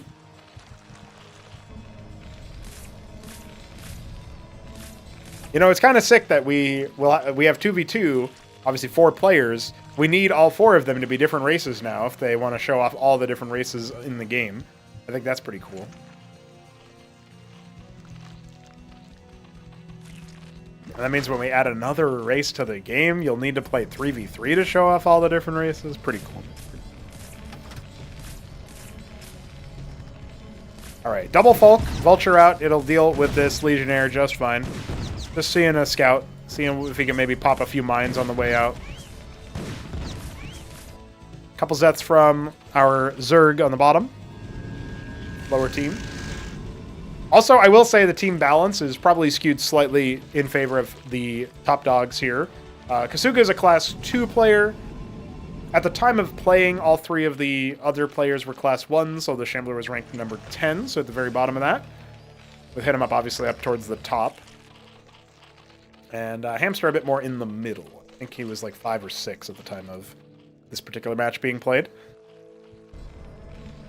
So very slightly skewed in favor of the top team. But team games can be funny, you know? It doesn't always show you the same individual level of skill. Nice little minefield being set up here on multiple fronts, and the expansion for the gas being taken. It's worth noting, Hit 'em Up went to a mineral-only base. And I'm not sure he knows that, but that's where he's going. Kabbalist is trying to slip the net here. There is no detection. This could be a really big problem, actually, because it's only Izira Core, right? So how do you deal with the Kabbalist with only Izira Core? They take so long to kill anything. If these were all Hydras, that would be a different story. So 3 workers already gone down, make it 4. Kabbalist hasn't even lost shields yet. Not exactly jump. It's kind of like jumping in a little bit too frequently to not take some hull damage. There was an attempted quaz drop at the same time, which you might say, oh, that didn't really do that much damage, Prenigo, but look at what it did do, is it distracted Shambler from helping out Hit 'em Up, while the Kabbalist did some damage to the Zerg player. And Hit 'em Up does like to play a little bit greedy, worker-heavy style, so I think Hamster's doing an adequate job just kind of slowing things down. You know, losing 7 workers before the Kabbalist goes down is pretty good. He might be able to get an 8th. It might honestly be better to just say, screw it, I'm going to leave the Kabbalist. I'm going to like leave the whole base or whatever, and then see if I can't escape, you know, back into the base and do some more damage. That's exactly what Kasuga's going to do. Yeah, behind this, only Hamster's expanded in the lower team. It was a 1-base play here for Kasuga so far. Went for a 3-gate start. Reasonably sized mech army, however, there are no add-ons for those Fulcrums. The Star Pad is coming up for Shambler's own detection. You don't need to be as concerned about the Kabbalist in the Terran base, as one-shotting workers is not something that the Kabbalist can do. Nice initial mine hit, and good enough micro from Shambler to mostly not do any damage to himself there from that Zeth run by. Remember also that while Hit 'em Up made a couple Ovoleths to detect, Hamster's Ovoleth from that drop is already dead. I think that might have been a bit of an overextension, and you want to keep the Ovoleth alive if you can, in the same way that it's usually better to keep the Kabbalist alive as well. Also, in team games with Terran, you can repair any unit, so pretty useful then. Oh, goodness. It's pretty useful then to have a Terran ally, and, you know, the Kabbalist could be repaired right now if Hamster is playing Terran, for example, but it takes a little bit longer for the Zerg to provide healing to their allies. You need a tier 3 for that. Now, during this time, Kasuga's kind of been, like, in translation between 2 different bases, and now the Izira cores have marched all the way over, along with a couple of Hydras. Mech Army trying to force its way through. Only 1 lake is here. I mean, Hamster's very limited in the amount of power that he has. Zoryus are doing quite a bit of friendly splash damage, courtesy of the fact that the Cyclops have to stand up to them. And the detection was not brought down here for Shambler just yet, so the lake is count is high enough that he will be reposted. Does look like Kasuga sent in some reinforcements, but he's more or less, you know, left under strength versus the Zerg in his own territory. Double hatch at the 3rd base, this one with gas, and it looks like Hit 'em Up wants to take that gas concentration in the 12 o'clock. Kasuga's taken it down here, and Hamster donated 2 workers towards capping the ridges. So this is a very nice position for Kasuga to be harvesting from. Oh shit! I can't give much, homie, but here's this. Much love, feel better, praying for your speedy recovery. Thank you, homie, and I appreciate the $15. Hope you're having a good time. That's $15 closer to a 2v2 tournament. More games like this will be coming your guys' way, especially once we reach that threshold there. People are going to play a lot of practice ones. Zet's coming in for a little bit of a run by. This is actually pretty good. There are some Matadors here. Unlikely to get too much damage dealt, especially as they were tasked onto the Fulcrum. But they can go into the mineral line. They're causing some confusion in the midst of it all. A Crucible adding to the development here for Kasuga. Patch for that gas base. Hamster now under some duress, but I don't think Shambler can stick around for much longer. And now Kasuga's army is moving down. Bottom right mineral base being taken. Big saturation going to be up here at that gas base soon. Anseal allowed that 1 lake is to go down, but the Zoryus are running at large now, kind of running amok. The Cyclops gave so many Rilla Rokors over before it died, so the Zoryus ended up doing a ton of damage. Now that Gateway army with the Vagrant support able to beat Hit 'em Up's army back on the right side. Shambler's still trying to contest with this mech army, but his Goliaths are starting to falter. This whole time, you know, Hamster has basically not made much of anything besides a few Zeths for run-bys and the Shroud units. He's just slowly scaling up and acting as a bit of a support by getting this set up here as well.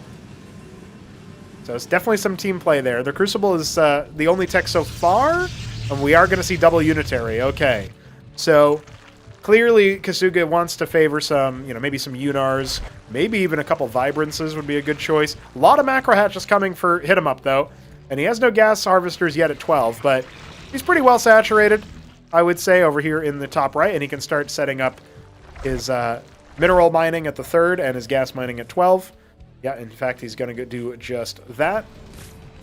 By the way, one thing you can do is, you know, Hamster, for example, could harvest resources here and go for a bit of a... Like, he could be returning to the Nexus and getting the money for it, even though it's his ally's town center. So, that's a pretty nifty thing. I love the Zoryus drop. It actually speeds the Ovolets up as they move forward, which is uncanny. It's not something you see too often. Not something you see too often either is the Zoryus drop itself, so probably for good reason. It's not really going to get too much done here. But it does force a pretty heavy committal from the defending player, just purely because it takes so much firepower to bring down a Zoryus. So from that perspective, it's kind of good. Now, a very well-placed Shambler Mine actually stuns a bunch of Zealots. I don't think Kasuga was going to try attacking into this position anyway, but definitely helps out there. Looks like Shambler going up to his 4th base in the top left with a treasury. Got reasonable saturation here at the 11 o'clock. Hamster will attempt to take 7. Architects are coming out. That's what Kasuga wants. That's kind of interesting. It's pretty reasonable to use Architects versus the Terran army. I don't know what the bottom team has planned for hit-em-ups, though. Big force coming out. Matadors, Goliaths. They're actually doing pretty well versus the Zoryus, and the Lakers weren't really able to get anywhere. Huge Bactyl Swarm with some Hydras and some Izircors. Going to be descending upon the Protoss army. And I don't think it's very well situated. The Herald will help out a little bit, but it's mostly just kind of ping-ponging around. The Architects are going to be mincemeat if they don't end up evacuating. Thanks to the Vengeance proc from the Herald, that'll be all right. Kasuga out! That's funny. Lake is burrowing in the front line. The Antseals are there to detect it, but oh no, they end up burrowing a little bit awkwardly and unburrow at the last second. The Matador is getting right on top and deploying for that extra armor. Just what the Terran Doctor ordered as the Zerg bear down upon the Protoss arsenal. Can they stay alive? The Heralds are here for the procs. Not so many Ecclesiasts. Down to only, what, 3 Architects, and a 4th one is kind of stuck. Oh no, he actually does get out. But I don't think he can actually thin the herd too much. The Zerg seems to be beating back Shambler somehow. Hamster now setting a bunch of Zeths, see if he can just tie up the Zerg forces. Maybe they can also get tied up dealing with that Nexus. Still have a pretty good amount of Architects here. Where'd those Zeths end up going? No, they pathed the other way. And a remax of hit-em-up units coming out. 24 Skittercores in the production tab for a moment there. Absolute chaos in Bedlam. A single Acantor, a Burrowed Lake is in the back. I think many of the Architects have fallen. And Hamster is going to call GG as he is beaten back by a combination of Zerg and Terran forces. Kasuga will also bow out, and that was a pretty sick 2v2. Couldn't even see the Skittercores in action, but that would have been the nail in the coffin for sure. Very nice to see some team games in action. It takes a lot to try to follow them, and I am a little bit under the weather. Probably missed a few scuffles and skirmishes here and there, but that just means that we got to have more opportunities to cast them. I'll get better at them, and we'll get better at actually playing them out as well. That'll be cool. GG. Thanks to Shambler for sending that one in. Do appreciate it.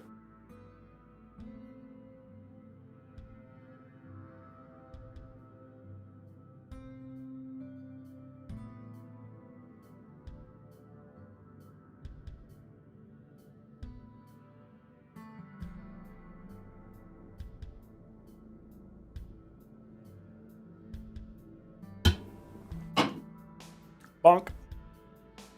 I think we have a couple others, but I don't know if I want to jump on another team game just because it takes a lot of effort.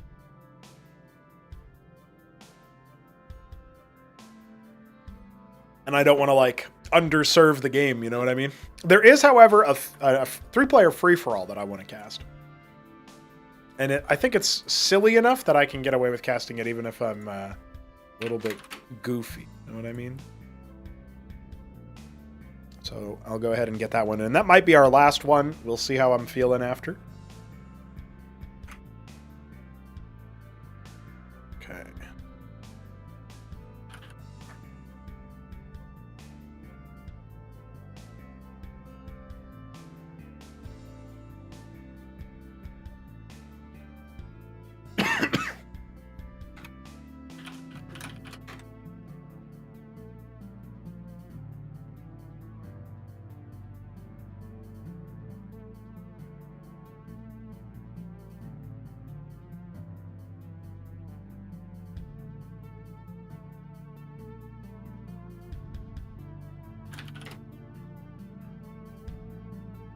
Just setting up the overlay here while we get into our next game.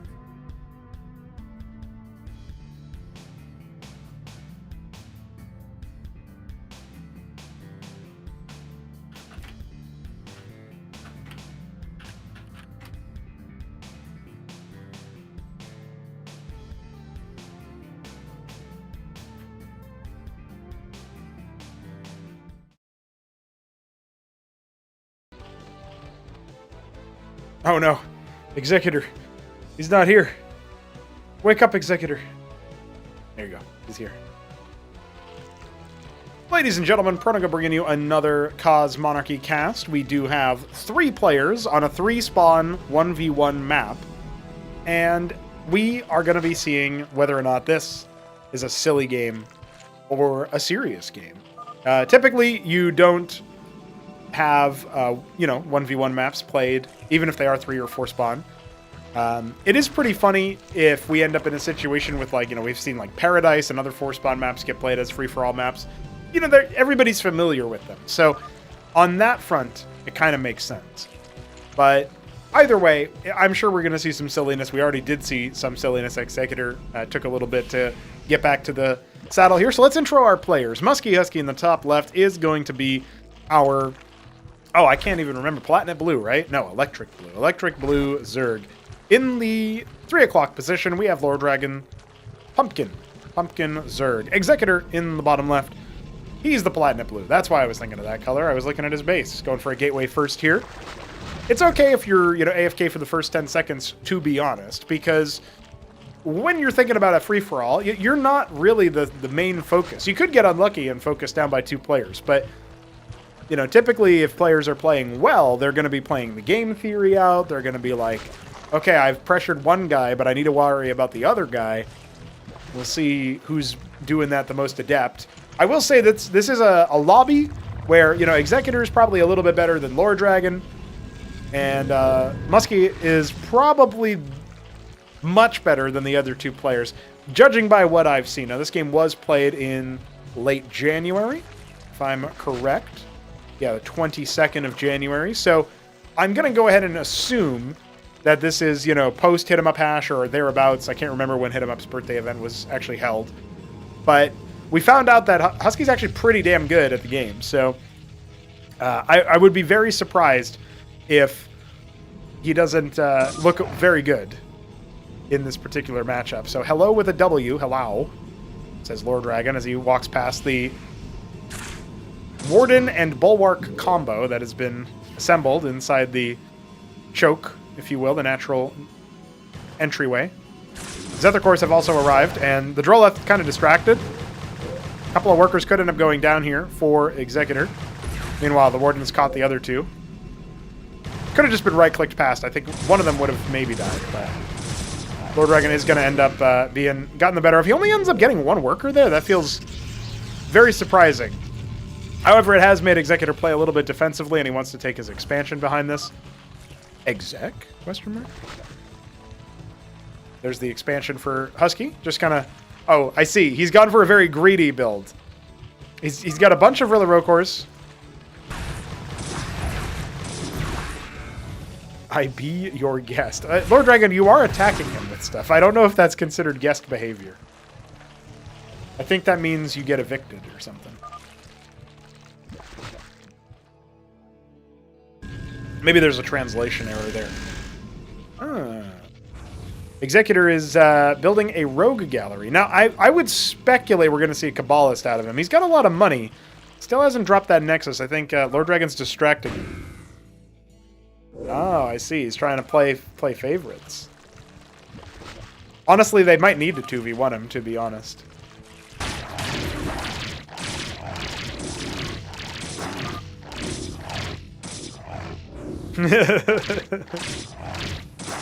It's true. Lord Dragon is trying to enter his base. There you go. Second, he's like, yeah, the other one. Oh, he's going to take his own expansion.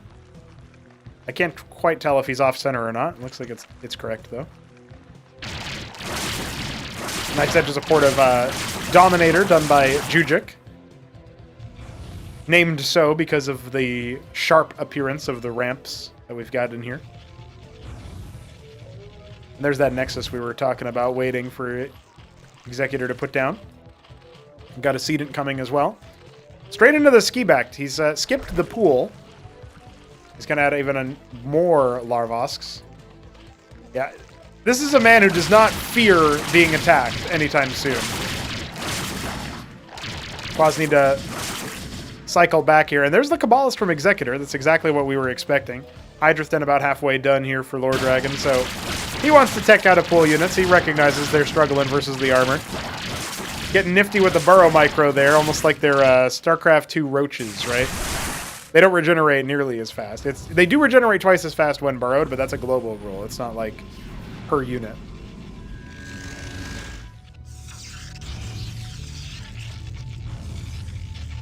I thought about increasing the burrow regen even more. Maybe I will do that at some point. But that would be pretty good for Lakers, so you kind of got to factor that in. Another wave of Quas attempts to gain entry into Husky's base. I'll let you arrive at your own conclusions about how that worked. They did kill one I-04, so there is that at least. Lord Dragon's just going to take every base in the map, it looks like.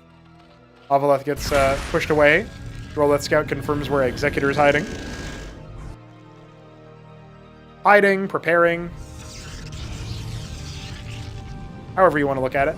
Second Kabbalist is on the way, and a Barghest after that. It's actually a third Kabbalist. We do have a decent number of them already. Forbs are now coming in. They did kill one I-04. He keeps this up. His opponent might only have like 10 I-04s by the end. Maybe thinking about taking this mineral-only base. Husky ran dry on money. Because he ordered 18 I-04s. So never mind. He's not going to only have 10.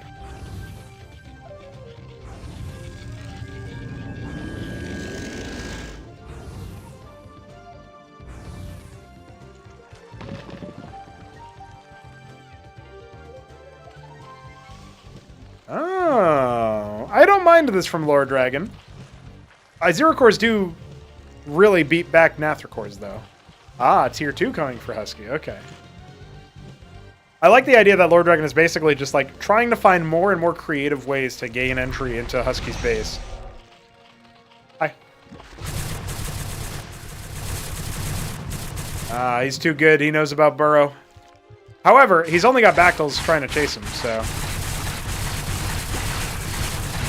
It takes a lot. It takes a long time for them to kill us great. Oh, he almost did. Ah, then there was another one. Probably should have just gone after a Larvosk, but... would have definitely killed the Larvosk in that amount of time. Forcing some lost mining time. I don't think he saw that the Iral Iris was being made there. He might have just assumed it was a different structure. He's made all these expansions, but he doesn't really have a lot of Droleth actually mining at any of them. I noticed that about some of the lower level players. They will actually take the bases, but they rarely make the workers. Husky struggling to keep up with the worker raid there. He actually had his units burrowed for some time. And now look at this. Executor choosing to target Lord Dragon. Finds the third base. I don't know. Maybe Executor is... he's making a bunch of Kabbalists.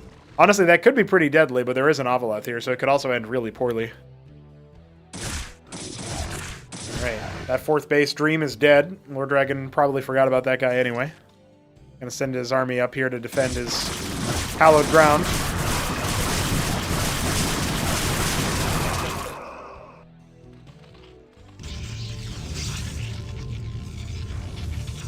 Ah, okay. More reinforced defenses. I see. Executor trying to turtle up. He's got some tier 2 options here. He's made 4 bulwarks? Dude, what? Oh, he's adding even more. He's going to have made 5 bulwarks by the end of this game, at least. If he had more territory, I would feel a little bit better about that. Clearly, Husky's got the best situation here, as far as going for his economy and going for his actual worker count and all that. His tech is way better developed. Going for those tech nodes at the Goswelleth. Cute little move. Is very vulnerable to being, like, sniped, though. We don't really see a lot of people, like, trying to do tech snipes versus Zerg, but I think that would emerge as a natural reaction. The mutations don't typically have a lot of health and armor, so...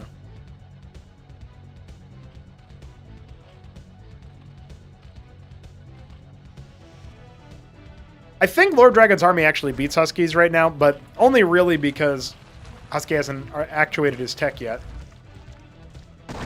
He should just kind of turn around here.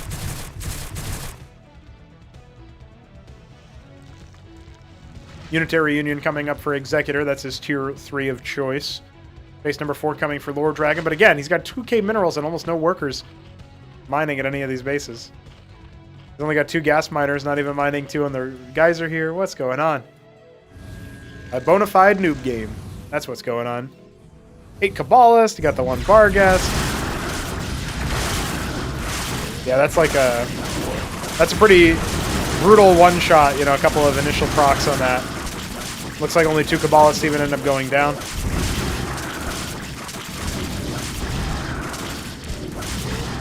Very high initial strike damage there. Honestly, I think if you could make like 12 Kabbalists in the mid-game and then just right-click a hatch, it probably dies really quickly. Something to think about their use in the middle of the game. In more so common in these kinds of games where you've got...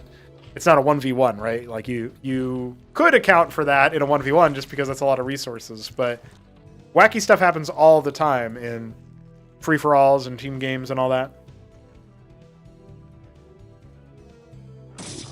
The single zealot has arrived to be a nuisance.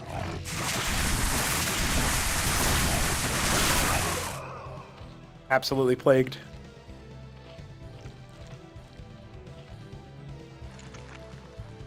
Starting to cap the gas here. Attempting to take the 1 o'clock position as well. We are going to get some Calculusks out for Lord Dragon, who's got almost 4,000 minerals now. Still hasn't noticed he needs another Ridge Miner, but he did notice he needed another Geyser Miner.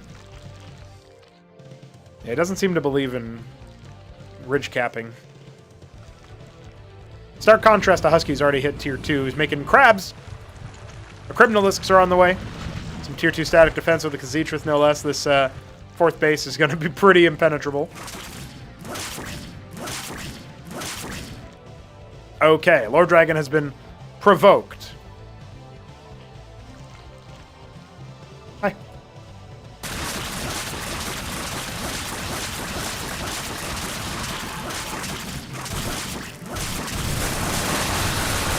Now, will this base actually go down is the question. Yeah, it will. Husky's not even going to try to defend it.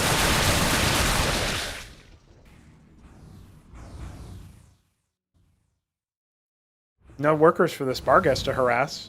A lot of Kabbalists still waiting for the signal.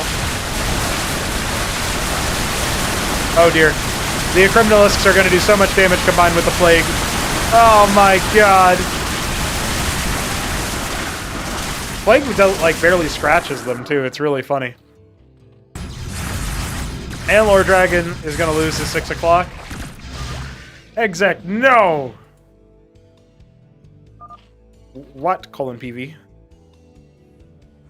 Sometimes the best part... Attack with no K. Sometimes the best part of the FFAs is going to be the chat. Okay, my bad. He says, and then goes to attack. His witnesses are scouting out, and they don't actually see Husky's army. Now they will. Yeah, this is going to be a problem. He needs to get the hell out of Dodge. They were sort of trying to help each other there. The Lyralist count is pretty good, but I think these Izira cores are going to buy enough time. I love that Cabal is trying to come back in at the end and try to snipe down that Okrim, but it's just too tanky, man. 800 health is no joke. This one might go down at the very end here, but no, he's going to stay alive. He's unstoppable.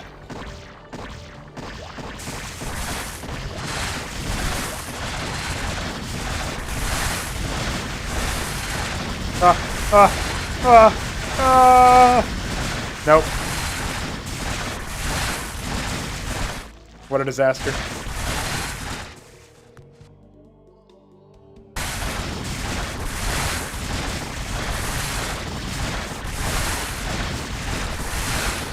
It does not look like Lord Dragon is going to get himself out of this situation, but maybe Executor can mass up an army of some kind. No, he's just going to build more static D. He's not even going to expand here. He's just going to make a lot of structures.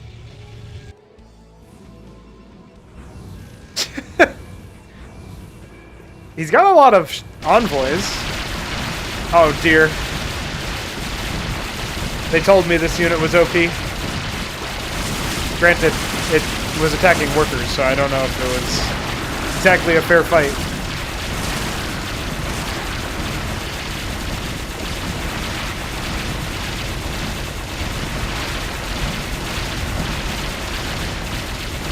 It's beautiful. Yes. Yes, yeah. Make more Rillists. Trying to remake everything, get his Iral Iris going with the humongous bank he's got.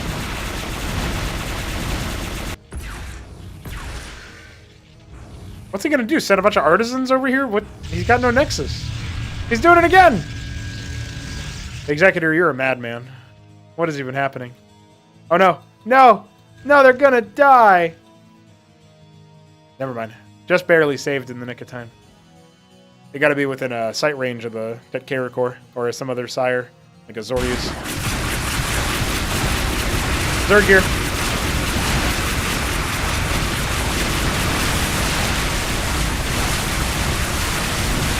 It's a good screenshot, at least. Husky down to 0 APM, he's just watching. Golgora core, providing what shields it can. Oh, the engram's just splattered so many Rillists. Oh, he tries to unload his units. He can storm. No, he gets the hallucinate off. Oh, the plague. All the plague procs. Well, the Izira cores are not going to be long for this world if they run into anything that deals damage, but I don't think there's much left. The artisans were in fact the plan, by the way. He had triple embassy producing artisans.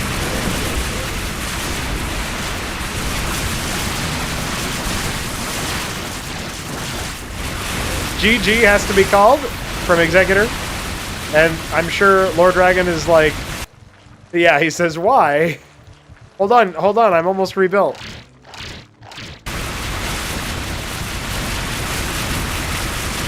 Why? I wonder why, guys. Do you know why?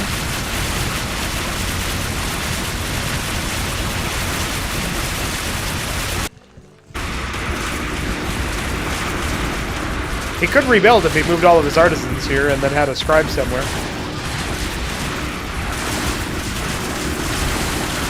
I died in.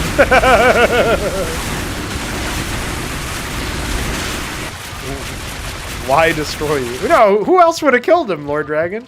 Yarg. Ooh. Ah, he's been eliminated. He lost all of his factories.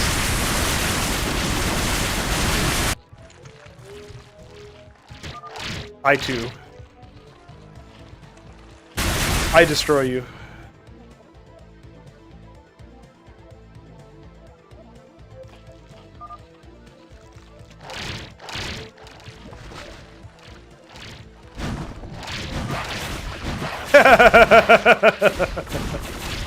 I can agree with that.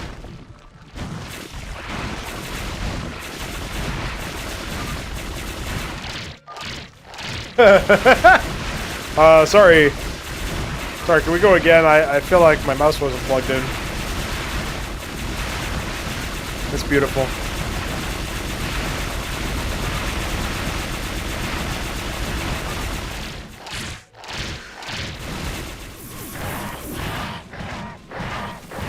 What? Yes. Hey, look! Even though he's defeated, they're still making their money, dude. You'll love to see it.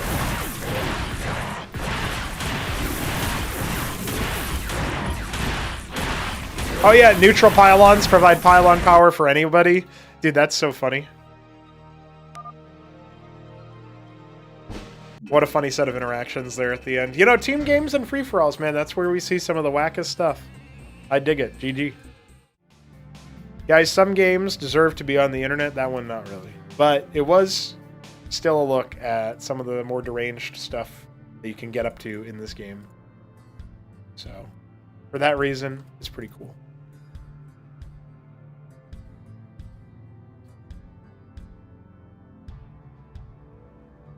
Yeah, that one.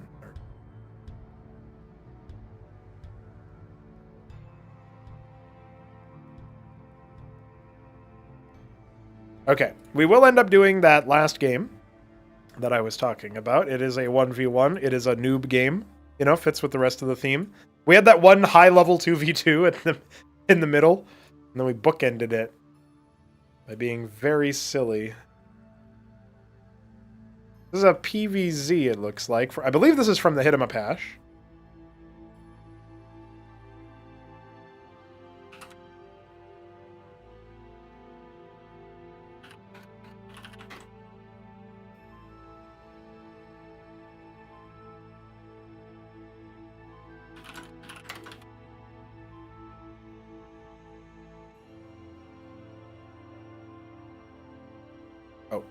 He apparently doesn't go with a capital V, doesn't he, though? I don't know.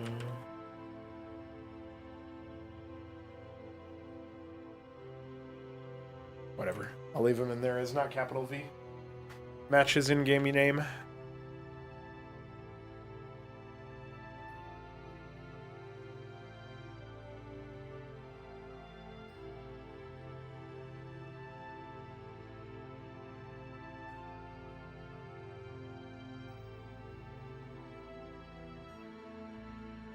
We back, boys.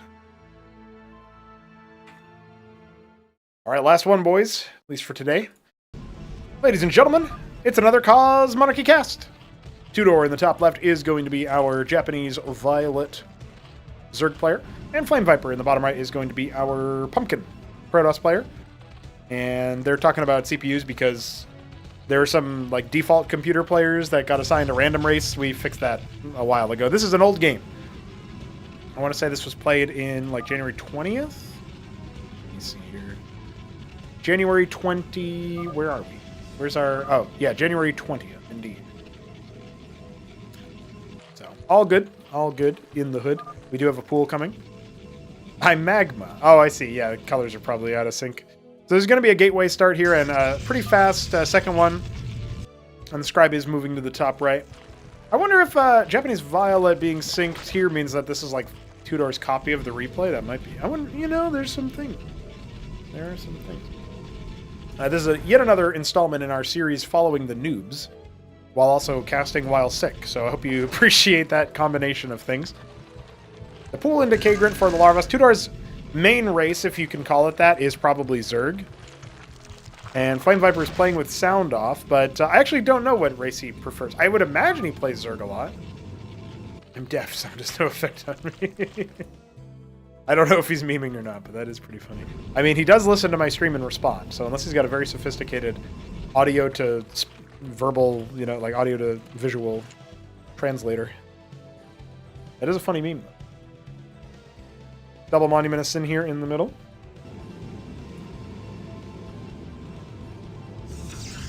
Third gateway on the way. Oh, he has a hearing aid. Well, there you go. Today I learned. I do like the sending Zeths across the map. You know, 2 to the cross spawns and then 1 to either spawn. Maybe if you come in here with 2 and it is cross spawn, you can do something with it. So pretty good initial start here for the man. Legionnaires are going to repost this pretty easily, however. A couple of Ecclesiasts are coming up. Oh.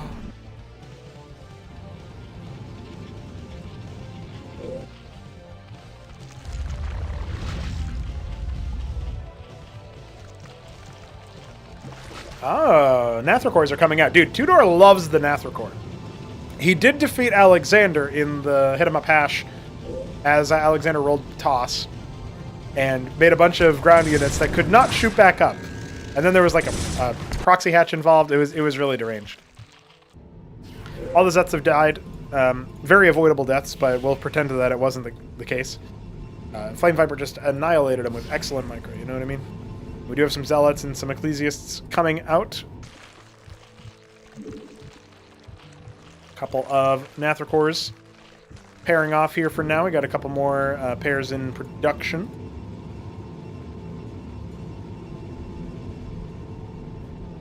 I mean, don't you think that, like, Protoss architecture is just really cool and gallant and holy and celestial and good and just and right? I'm just trolling Alexander in the chat. That's fine. It's all good. Here goes nothing. Flame Viper moving to the bottom left. Doesn't even know where his opponent is. Wait, his scribe already scouted this area out. He literally killed a Zeth over, well, died to a Zeth over here with his scribe. He knows that that's not where his opponent is. Why did he do that? He's bamboozling us. Now you're going back home. That's it. That's like when the Warcraft 3 AI kills 1 tower and then decides to go all the way back home. Like, yeah. Mission successful, boys. I was doing that to, like, exploit the AI in a co-op campaign that I played with Necron back in the day. That was, like, a long time ago. Pretty silly. Now, there is no anti-air defense, but there are some Ecclesiasts. And if they stick around, you know, they can actually stop the Naths from doing too much. We're going to have 12 total, and it does look like they're going to hang back for a little bit. What's the, Okay, there's nothing defending the Nat. And I don't think the Quas are going to be able to deal with this. I'm kind of rooting for my boy Flame Viper. He's been in the server for so long, and I barely ever saw him play, and so it's cool little novelty. And Tudor also rolled his like main race that I've seen him be the best at, right? Oh man, fortune favors the Zerg though. Comes in just as Flame Viper walks away. Hold on, is it base race? Well, he's lost the Zealot already. Yeah, he's committing. He is committing. I guess he can sit here and kill the hatch, but that feels like a lot of lost time, right? Hold on now. He's gonna mess up. Tudor just needs to defend. He's got Hydra Den, but he doesn't have any units being made. There is a world where the Nats are gonna take way too long to kill this stuff, right? Oh, I didn't need all those shields on that guy. That's fine. Now he's gonna cycle away. Go right after that circuit. Oh, he's going after the Larvosk. I don't know if that's the right move here, but he does pop it. Oh, dear. I feel like he had a really strong chance at killing this Zerg army if he just one-tapped this circuit. Kept his Zealots alive in the process. He is behind the enemy lines. He's got no more units coming, though. And he will be cleaned up in the process. He has no way to respond to this. I'll make a Warden. Yeah, Tudor's too spry for that. Man, I really think if he just focused on the Circuit and then had like a couple of his Ecclesiasts attacking the Quas up here, because they were still in range to deal with the shields, right? To give shields to the army. He really could have done that. That could have been executed very differently, and not really that differently, actually. It's just like one thing. I'm allergic.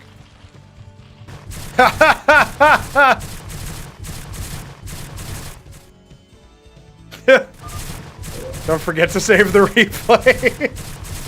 I think that's just a generic instruction, even though they are autosave. But it's really funny in the context of... That's it? I almost sneezed again.